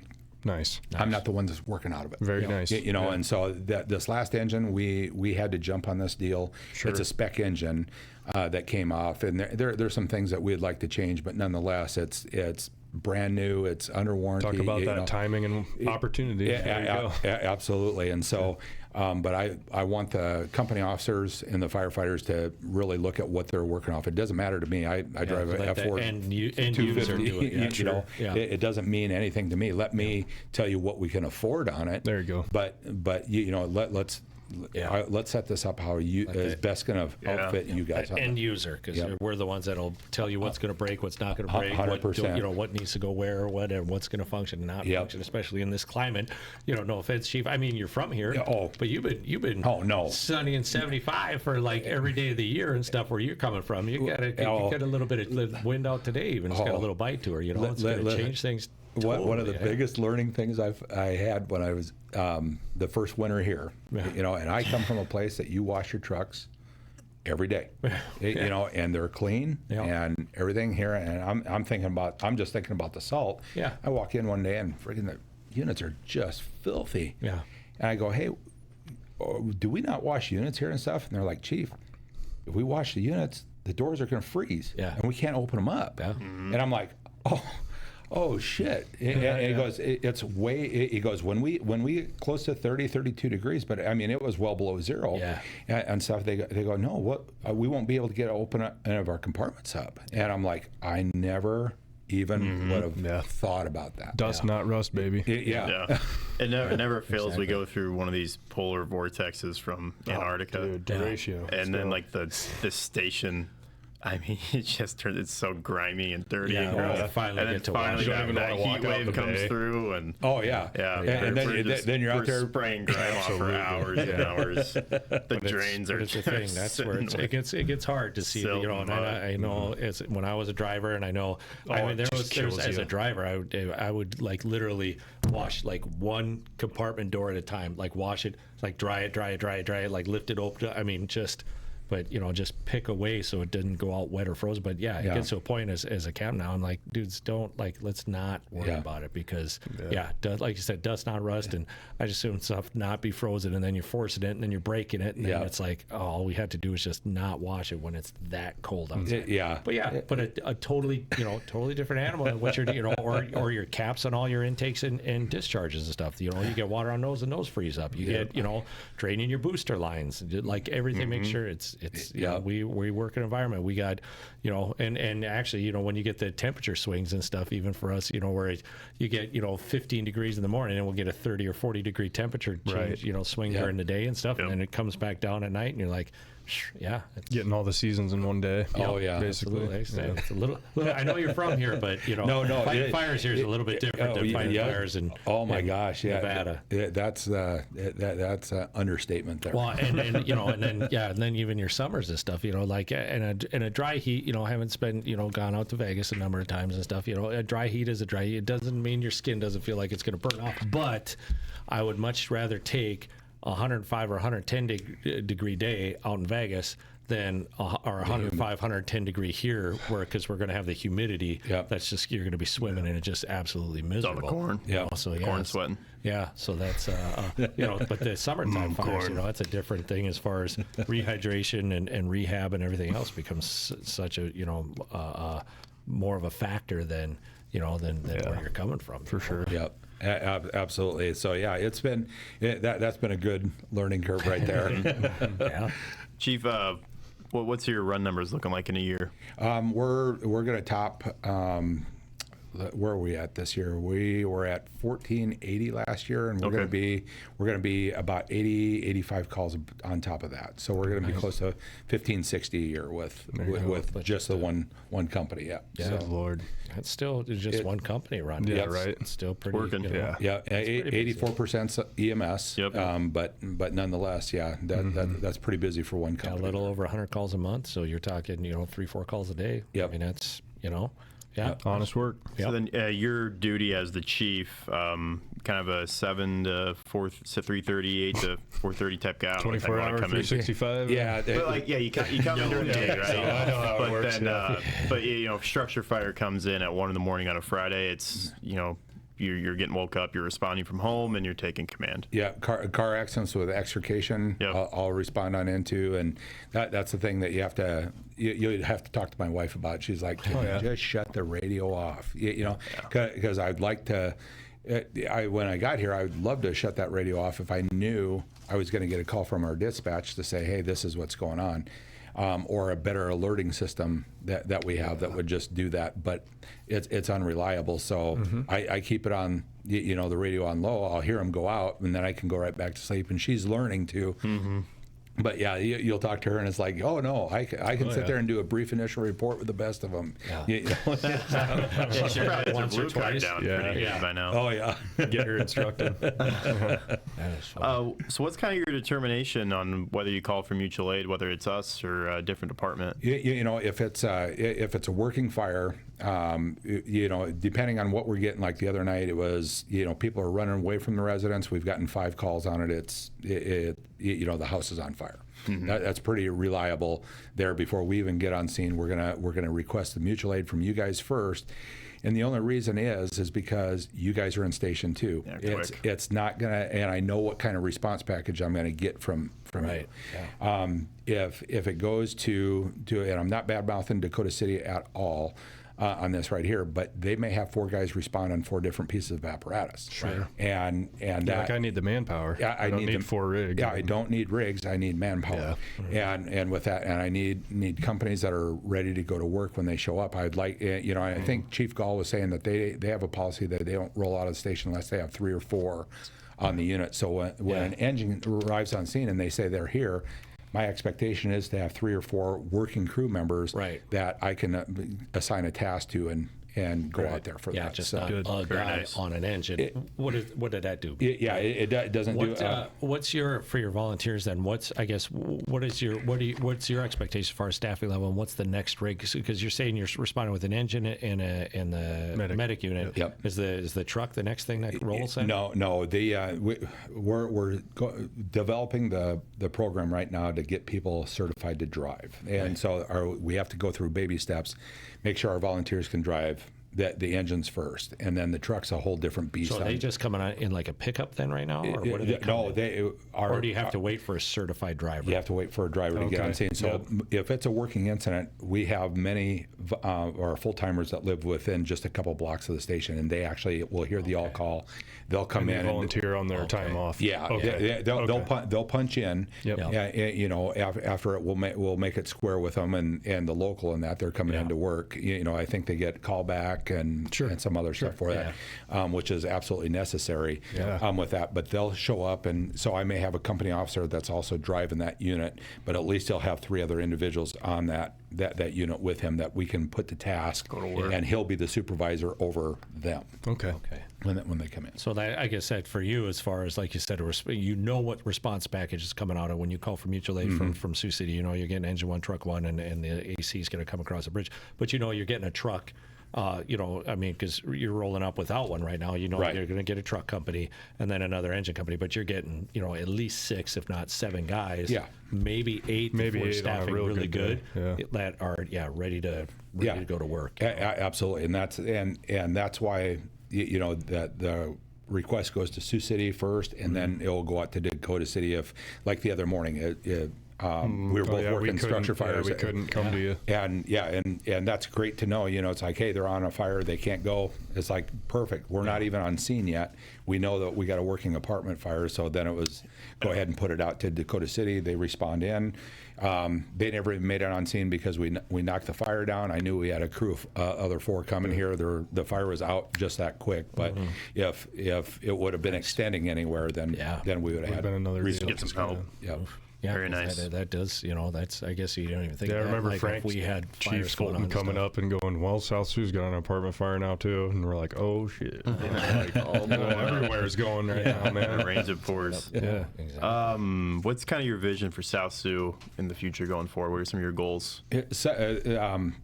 Starting with personnel first. It's just like on every fire department, man. I got very motivated guys, tech rescue, EMS. Pumping, all this stuff, and they're really good at what they do and stuff, but it's like the special rescue stuff, we don't have enough personnel to even kick that off to do that safely and everything else. And so it's like, okay, let's start building some things, but let's get some initial certifications for some people. We don't have anything other requirements other than being a firefighter 1. And it's like, okay, let's make sure our firefighters in their first year, let's get them to firefighter 2, or have them in a plan to get to firefighter 2. Let's get them some extrication training. Let's get them, some certifications there. Let's get them some swift water awareness training.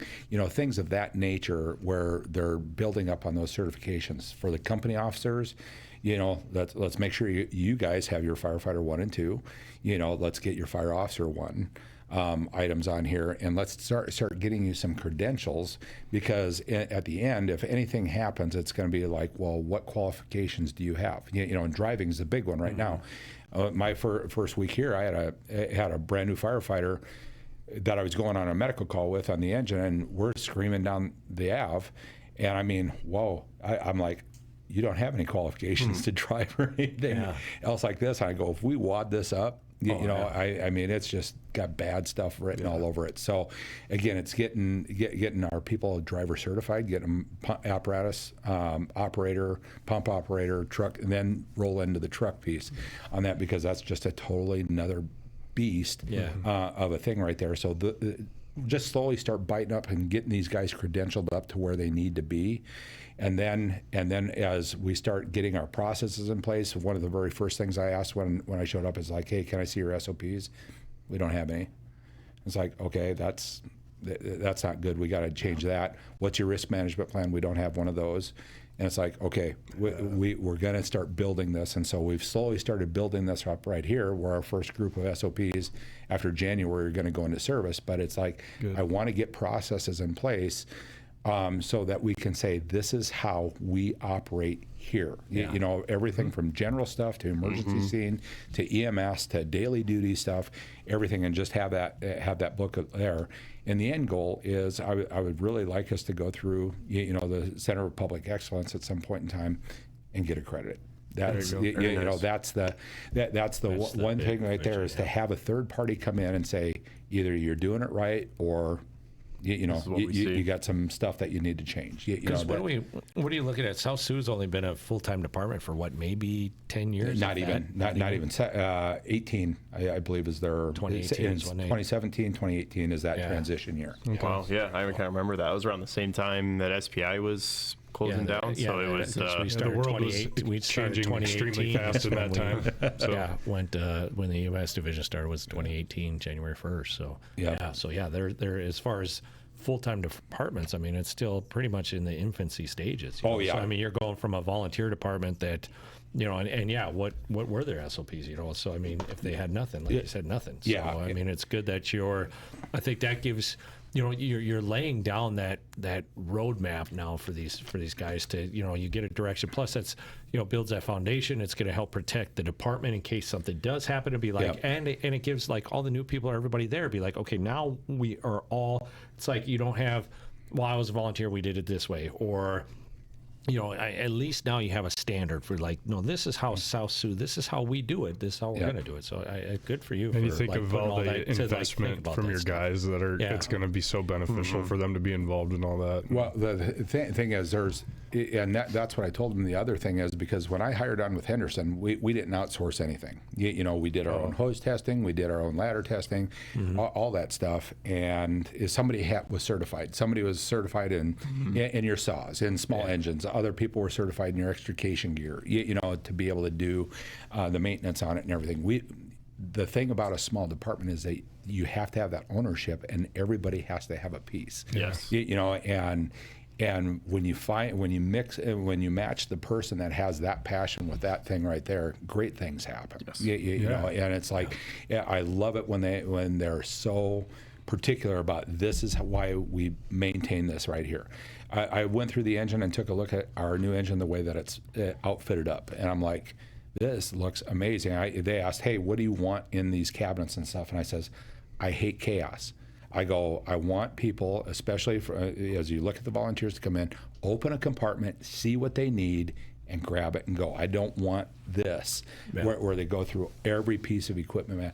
They went ahead and they just said, here, go outfit this. One shift took it on, and everybody else just said, hey, we'll tell you if there's not, but we're not going to get involved in this because of the direction that you're going with this. And they trusted, that shift to put the engine together the way that it's supposed to be, and the pride and the care that they take in those things right there.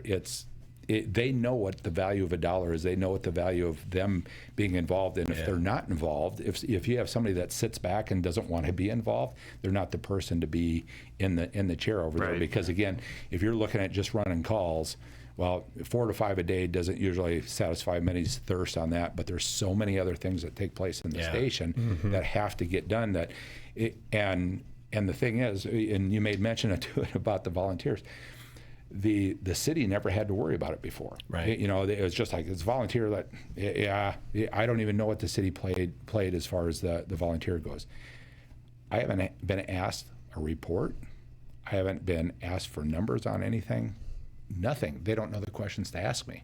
Yeah, that's a big part of it. And so when I sit there and I put out a press release and I says we have a response time of 2 minutes and 6 seconds to a structure fire. What does that mean to them? It doesn't mean anything to them, and it's like, holy cow. Yeah, but that's crazy. You guys are like, yeah, man, look at this. And it's like, and so again, this is the way we've always done it, and they haven't progressed forward on it, and so that's the challenge. And I love to educate people on things, but they look at me when I talk in front of council, and there's very little that they ask me because they don't know the questions to ask. Right. Imagine vision wise, like what a year from now, where you're gonna be sitting and looking at the department, and then 5 years from now, like where that department's, and then even 10 years out from now, and just South Sioux in general, not just the city but the department and stuff, and where this direction that you're finally kind of.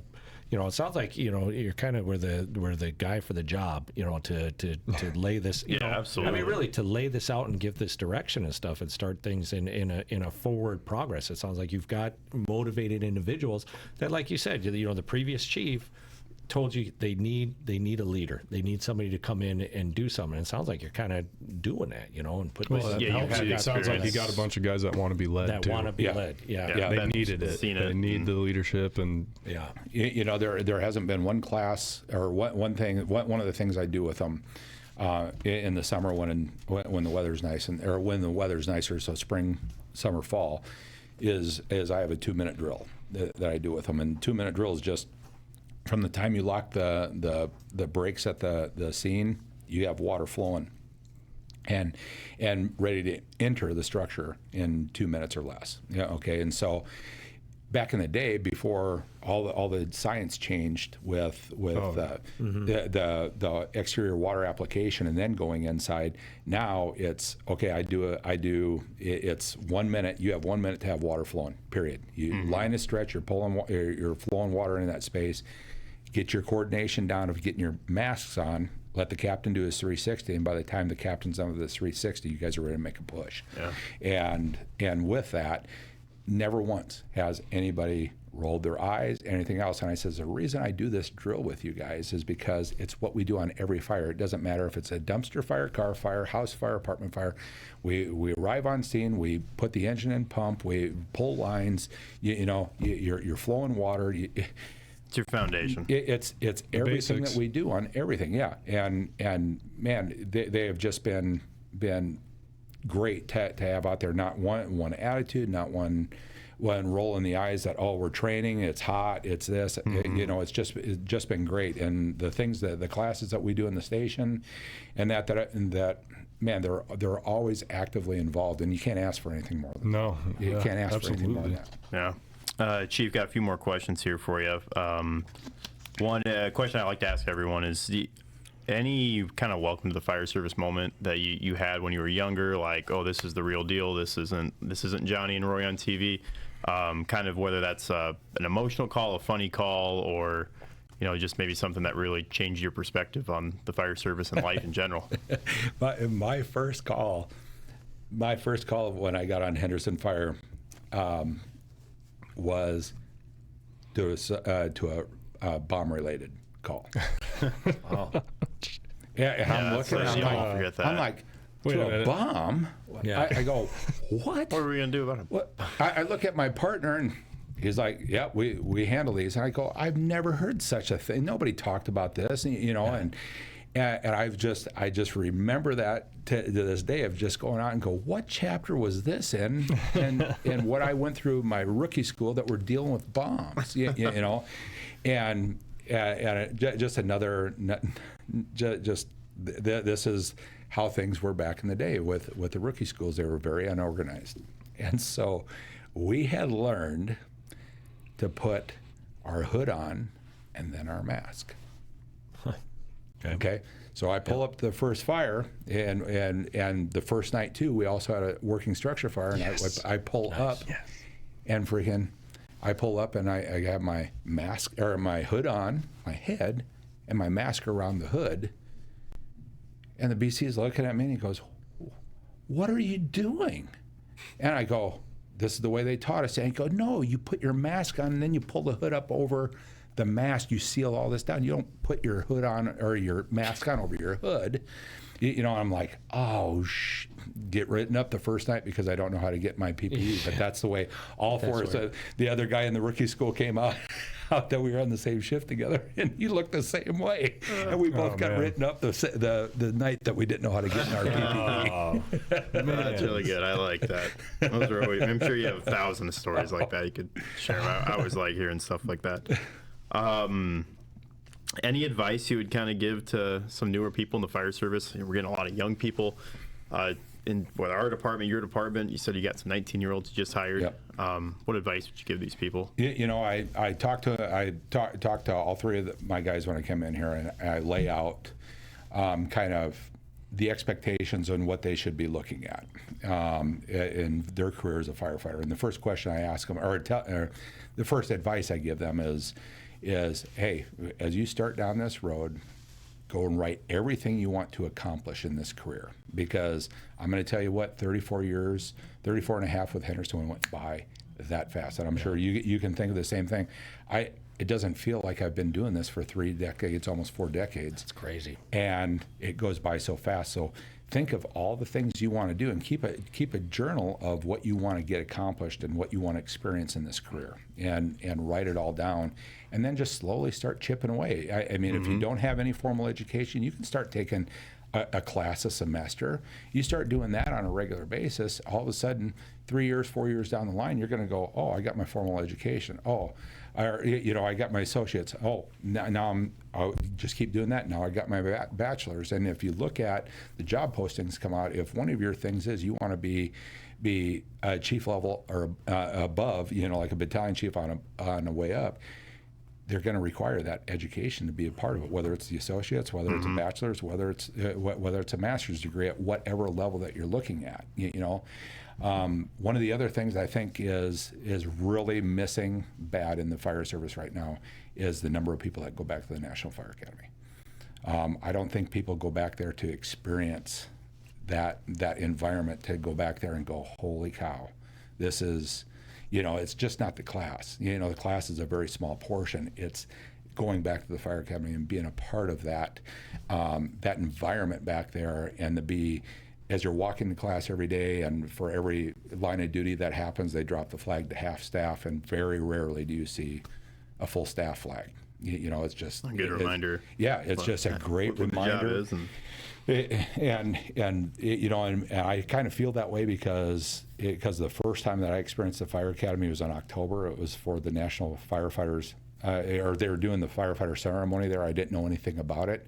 They called me up before I got there and says, "Hey, do you want to escort a family on the first weekend that you're there, because we need escorts?" And I'm like, "Yeah, I don't know anything about it." And he says, "Bring your Class A's and escort a family," And so I got paired up with a family whose husband, wife and her kids, whose husband died in a collapse down at Miami-Dade, and she got to the bar where we were at, and we don't know how to talk to her. It's really kind of awkward. I'm young in the profession and stuff. And she just told everybody at this table, because they were just being somber. She goes, "Will you do me one favor? Will you guys talk like firefighters? Will you tell stories? Will you do this? Will you do that?" That's what she was missing about her being involved in the fire department. She goes, "I just love the banter that you guys do back and forth. I want to hear that, you know. And she kind of broke the ice for us because we're with the groups and stuff, and next thing you know, everybody's talking like firefighters. She's involved in it, you know, and everything. And she goes, "That's just what I miss. That's what I miss." But it's having experiences like that I think that firefighters should experience at least one time going back to the fire academy. There's so much more learning out there in the networking.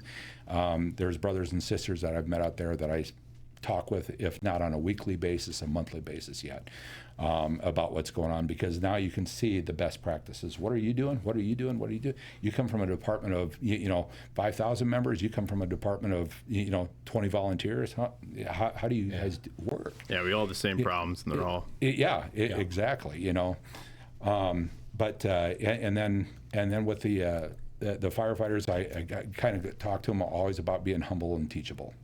You know, and I go through a little change lecture with people here, and because the symbolism is so important in the fire service here, I base it off a triangle. Just like, there's great things happen when you get heat, fuel, oxygen together, and you get this beautiful reaction here that is the being of our existence.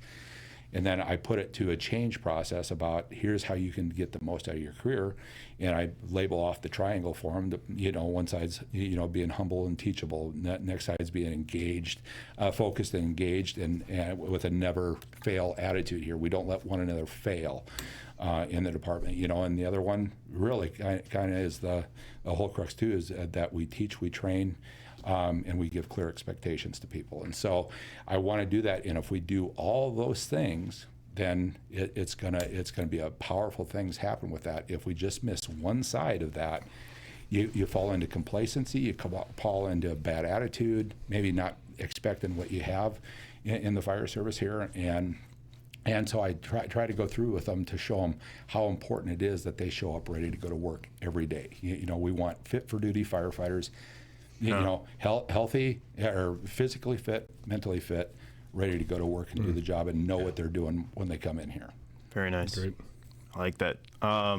Chief, you kind of did dodge us a couple times, and you've been accused of faking a heart attack to maybe get out of this. But as we talked earlier, that you did have a heart attack on Monday, and we talked about before we started recording, quite the week you've had. So first of all, thanks for taking time. Thank you for being here.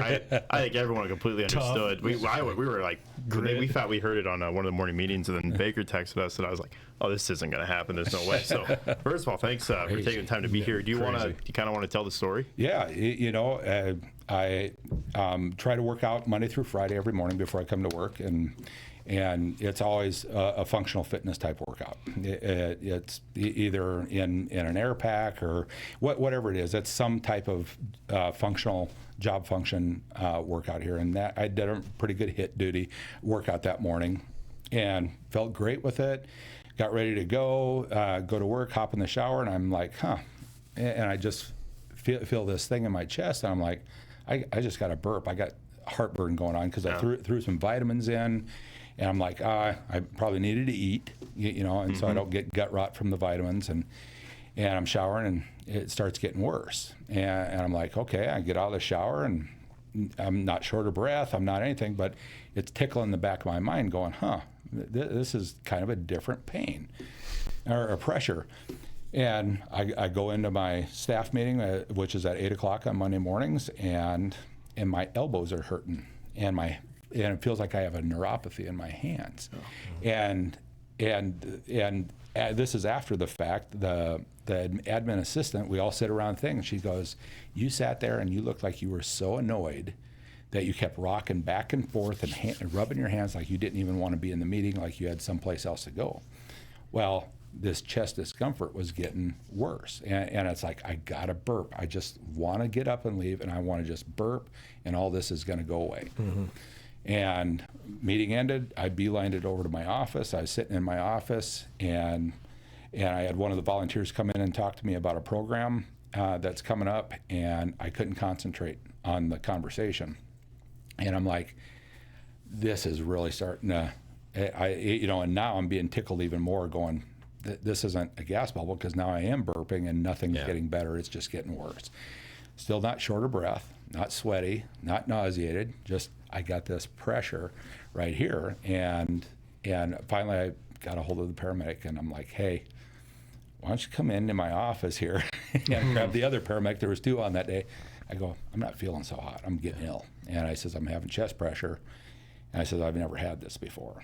And they go, well, you look a little pale, so let's hook you up to the monitor. And came out, and sure enough, I was having a freaking STEMI. And they print that out, and they go, here, we'll let you read it, but you're going with us. Yeah. And they hand it over to me, and I go, I'm like, geez, you got to be kidding me. Yeah. And you know, and so they just jumped on me right away with the STEMI care, you know, and over there we can do a little bit more than the aspirin. They gave me a nitro, the aspirin. They gave me a Berlenta. They gave me some Lipitor, and we're off flying to the hospital. I'm in the back sitting here and going, wow, this is a kind of a different experience. I'm used to sitting up here giving all this stuff, and they get down. They transmitted the EKG in and show up to Mercy. They kept me on the gurney here, and the doc was like, well, he goes, it's definitely suspect here. Let's go ahead and just go straight to cath with him. If not, we can just angio him and make sure that everything is good. And if there is a problem, then we'll get him open. 37 minutes in there, man, they wheel in, and the crazy thing about it was I wasn't panicked about anything. The people were moving with a purpose. They were all intentional. There wasn't like anybody was rushing anything. And I'm like, this is kind of cool to sit here and watch from that side. From this side here. But nobody was panicking. They were just having normal conversations with me. And I come in, you know, and they rip my drawers down to my knee. They attack me with a shaver, and they're shaving through everything, and they say, hey, we're just prepping your groin just in case we're going to use your radial artery, but if we can't get it through, then we have to go right to the groin. And I'm like, okay. And the doc was talking to me, and he goes, hey, you're going to feel a pinch here. They numb my arm up. He goes, okay, pressure. I could feel the pressure, and he goes, okay, I'm in. I'm like, you're in where? He goes, I'm in your heart. Yep. Oh, that's wild. And I'm like, holy cow. Okay, and they're giving me some fentanyl and some Versed with that. And that's so I don't care what they do to me right now, you know, point. But I'm listening to their conversation. Yeah, he can throw you down the stairs. Yeah. Get the notice. Yeah, and he goes, yeah, you get your LADs occluded, and he goes, you're 100% and you're diagonal right off it. He goes, we're going to open that up right now. I'm like, okay. Right. Sounds good. Yeah, I concur. Sounds go like ahead a good plan. and open it up, you know, and open me up, and man, I was up in my ICU room in no time flat, and got roto-rooted and called it a day. Huh? Holy cow! I'm sitting up there, and I go, "What?" When all the drugs get off, I'm like, "What the hell just happened?" Yeah. You know, I'm like, "Am I really sitting in a room here right now?" And they told me that I had a heart attack, you know, and all this stuff, and I'm just like, I am in total disbelief, you know. Right. And Chief Gall stopped by, you know, real quick, and then Chief Collins and Captain Bukite, they showed up and everything. And they go, we didn't expect you to be sitting up and talking. And I go, well, they said my LAD was 97%, and what the first diagonal off it was 100%, and they opened me up and they said, we'll see where we go from here. And then while I was in there, they did the echo on me, and the cardiologist came in and she says, hey, listen, your chambers are wide open. He says, you're functioning the way that you should be. Your ejection fractions at where it needs to be, you've had minimal or no damage done to this event here and stuff. But we've got 2 stents in you, you know, so with that, you're going to be on a lifetime of medication now. And I'm just like, well, that doesn't go over real big for me. But, you know, as we sat there and talked about the importance of it, I'm like, okay, I get it, you know. And as I started really kind of thinking about it, my dad passed away back in 2010, and he actually called me on the phone. He was in the middle of Arizona, and he goes, hey, I got this funny chest pain, and he goes, if I could just throw up, I wish you know that it'll be better.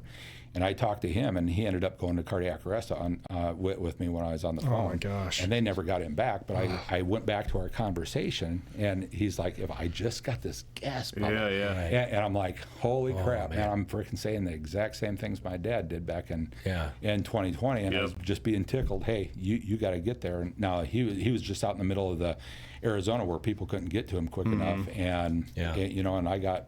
You were sitting in the right place at the right time. Yeah, 37 minutes later, I'm open from the time I hit the ER doors till the time my coronary arteries open. And then they looked at everything, and they said, we had to use the largest stents and the largest balloons that we had because your coronary arteries are wide open. So I must have just had a lesion that let go there. And they said, here's your restrictions for the next 2 weeks. Don't lift anything over 10 pounds or 5 pounds, and we'll start working on a cardiac rehab program and crazy. Get you back to doing what you do. Wow, nuts. Well, we're definitely happy you're here with us today. That's quite the story. And like when Ryan texts me and goes, "Hey, I heard what happened," I go, "I just need to talk shop. I just got to talk some fire department stuff." Yeah, no, it is perfect for you. Yeah, good rehab here. Yeah. So, Chief, what does your family look like? You say you were remarried now. Kids? Yeah, I have 3 of my own kids, and then I have a stepson. Okay. With that from my wife's side and my current wife, and so my daughter just turned 31 the other day, and she is a firefighter. She's been a firefighter for 4 years with Henderson. Wow. On that, and she's going through paramedic school right now. My middle boy, he is a firefighter with Charlotte, North Carolina. Oh, wow. Fire Department, and he's been on there coming up on 3 years. And it's kind of interesting to talk West Coast versus East Coast. Talk there. There could be some really interesting conversations that take place there. Yeah. But yeah, he's and they're all married. All my kids are married, and then my third son is. He's out here right now. Actually, him and his wife and new granddaughter are out here. They came out yesterday or day before yesterday, but he is a hazmat tech cleanup. He works for a private company doing hazardous materials. That's where the big money. That's when I retired. That's when I retired. That's what I'm going to do. That's where the big money is. I tell you what, I keep telling him all the time, get all your certifications that you can from OSHA and everything else, man. But he's done more confined space entries than I ever thought of ever doing, and that cleaning vessels out, cleaning underground out, and everything. And he's got a ton of experience in doing that. And then my stepson, he lives down in Florida. And I told you he's the YouTube or he's the TikTok influencer. Yeah. So and he's got a girlfriend that he lives with, but yeah, they're doing just great down there. All of them are doing well.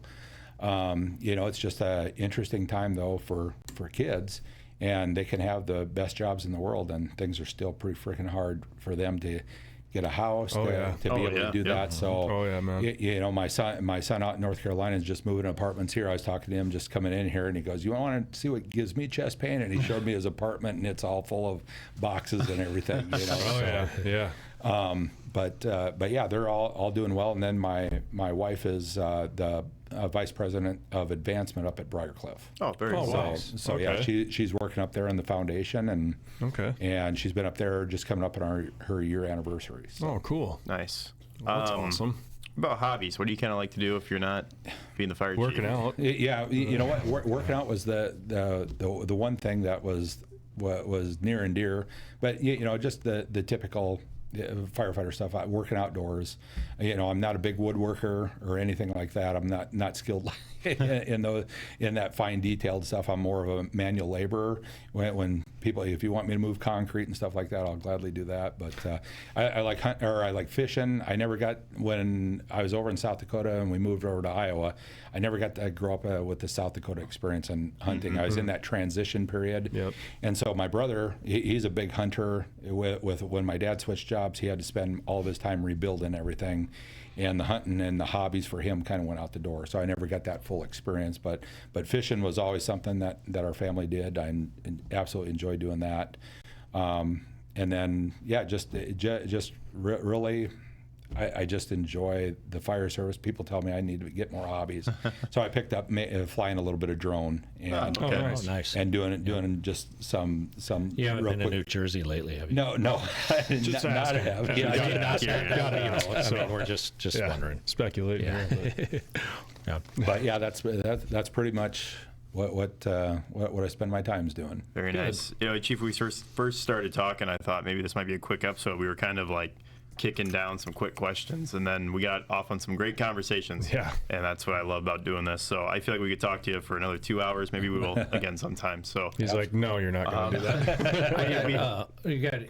You got a few more things, but I got because it is a Yeah, no, Christmas I'm kinda episode. getting down, so- we got to ask some Christmas related questions. yeah. Have a little Christmas All right. conversation just because it is a Christmas episode. So yeah, just a couple things you like. So your feelings on eggnog? Is it just a seasonal drink, or can you drink it year round? I drink it seasonally. Yeah. Yep. So like Christmas season, right? Yep. Yep. Okay. So What about Thanksgiving? Oh, Can that- Thanksgiving starts at the eggnog season. Perfect. yeah, not October, right? Right. Christmas. When does the Christmas tree go up? Christmas tree goes up beginning in November.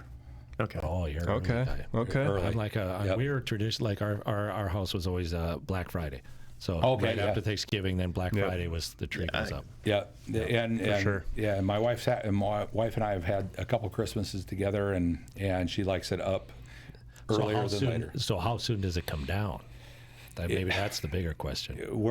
We debate about that, and I was always a day after Christmas on the 26th that I'll come down. Yep. It's now close to the end of January. Yeah. Oh. Sounds about right. I think we usually do like right after New Year's. Maybe we'll leave it up till New Year's, then it comes down. Sure. Real or fake tree then? Fake. Yeah. Yep. The first time I had a real tree, there was far too many needles I picked up out of the carpet for the next year. Yeah. Are you Probably have too many real trees in Nevada, No. or at least not in the Las Vegas area. Yeah, do you decorate a palm tree? Are you an exterior illumination guy? Do you like putting lights on the outside of the house? My place right now looks like I mean, outside of this year. looks like Homer Simpson. With it may have a strand of lights, but there's like one or two that are working and Nice. beeping, and that's my exterior illumination. There you go. for the holiday season. Favorite Christmas movie, or maybe even like top 3 if you had to pick one. Well, obviously the top for me is Christmas Vacation. Yeah. That's the good one. Yep. What is it? I don't know the name of but it's what is it? 2 Christmases, 4 Christmases. It's with yes. Vince Vaughn. Yeah, 4 Christmas. yeah. That's pretty Yeah, it's good. 4 Christmases. Yep. That's But then pretty Die Hard, man. Yes. He gets it. good. Yes. He gets it. Absolutely. I knew it. I had faith. Come to Saw the it through. coast, we'll have a few laughs. I have a shotgun now, or I have a machine gun now. Yeah. No, fantastic. So good. Glad you said that. If Santa Claus were to bring you a pack of DVDs, would he bring you Star Wars episodes 1, 2, and 3? Good God, dude. Can we just 4, 5, and 6? drop the tones, please? Or 7, 8, and 9? He wouldn't probably drop either of them because I've never seen an episode of any of them. There you go. Really? Stay strong, Chief. You know, Stay strong. when the first Star Wars came out, I actually went to it at Yankton, South Dakota, in the drive-in, Yeah. and I fell asleep in it. And let's go. I've never picked up any of the other series along the way. The originals made him fall asleep. Oh, man. Oh, look at Abby. You're chiming in on that one. Whatever. You don't know Abby. That's so good. I love that. Yeah, that's all I got. You know. I say we did. I was just going to ask, Great, we though, did do a you lot of consider time. Die Hard a Christmas movie? But obviously no, you do, it is. so you're a man of the That's- people and there you you know go. what you're talking about. So that's great. Absolutely. Well, Chief, best of luck to you guys, South Sioux Fire Department. Keep doing what you're doing. It sounds like you guys are in great hands and taking nothing but steps in the right direction. So, Stay healthy. Merry Christmas. yeah, absolutely. Yeah. Yeah, absolutely. And you know what? I just it's really good to be back in where my roots were formed at. I just absolutely love this, you know, and the more people that I've been able to reach out and get to meet with and face to face, it only makes things that much better for me as the fire chief over in South Sioux and moving the direction that we want to go here. And I appreciate your guys for having me on here, number one. I appreciate your department for reaching out and working with me and setting some things up there. You got some tremendous people. Chief Effort, I got to meet him just a little bit on the way out, and Chief Collins, I look forward to continuing to develop our personal relationship with, and coming in line and coming up with some best practices for all of us around here. I appreciate everything that you guys do. There's no better job in the world than a firefighter, and I don't care where you're doing it at. And it all comes with the same hazards, and I appreciate you guys, basically standing on that wall and taking care of your peeps. So. I couldn't have said it any better, and I'm not even going to try. So Ryan, go ahead and drop the tones.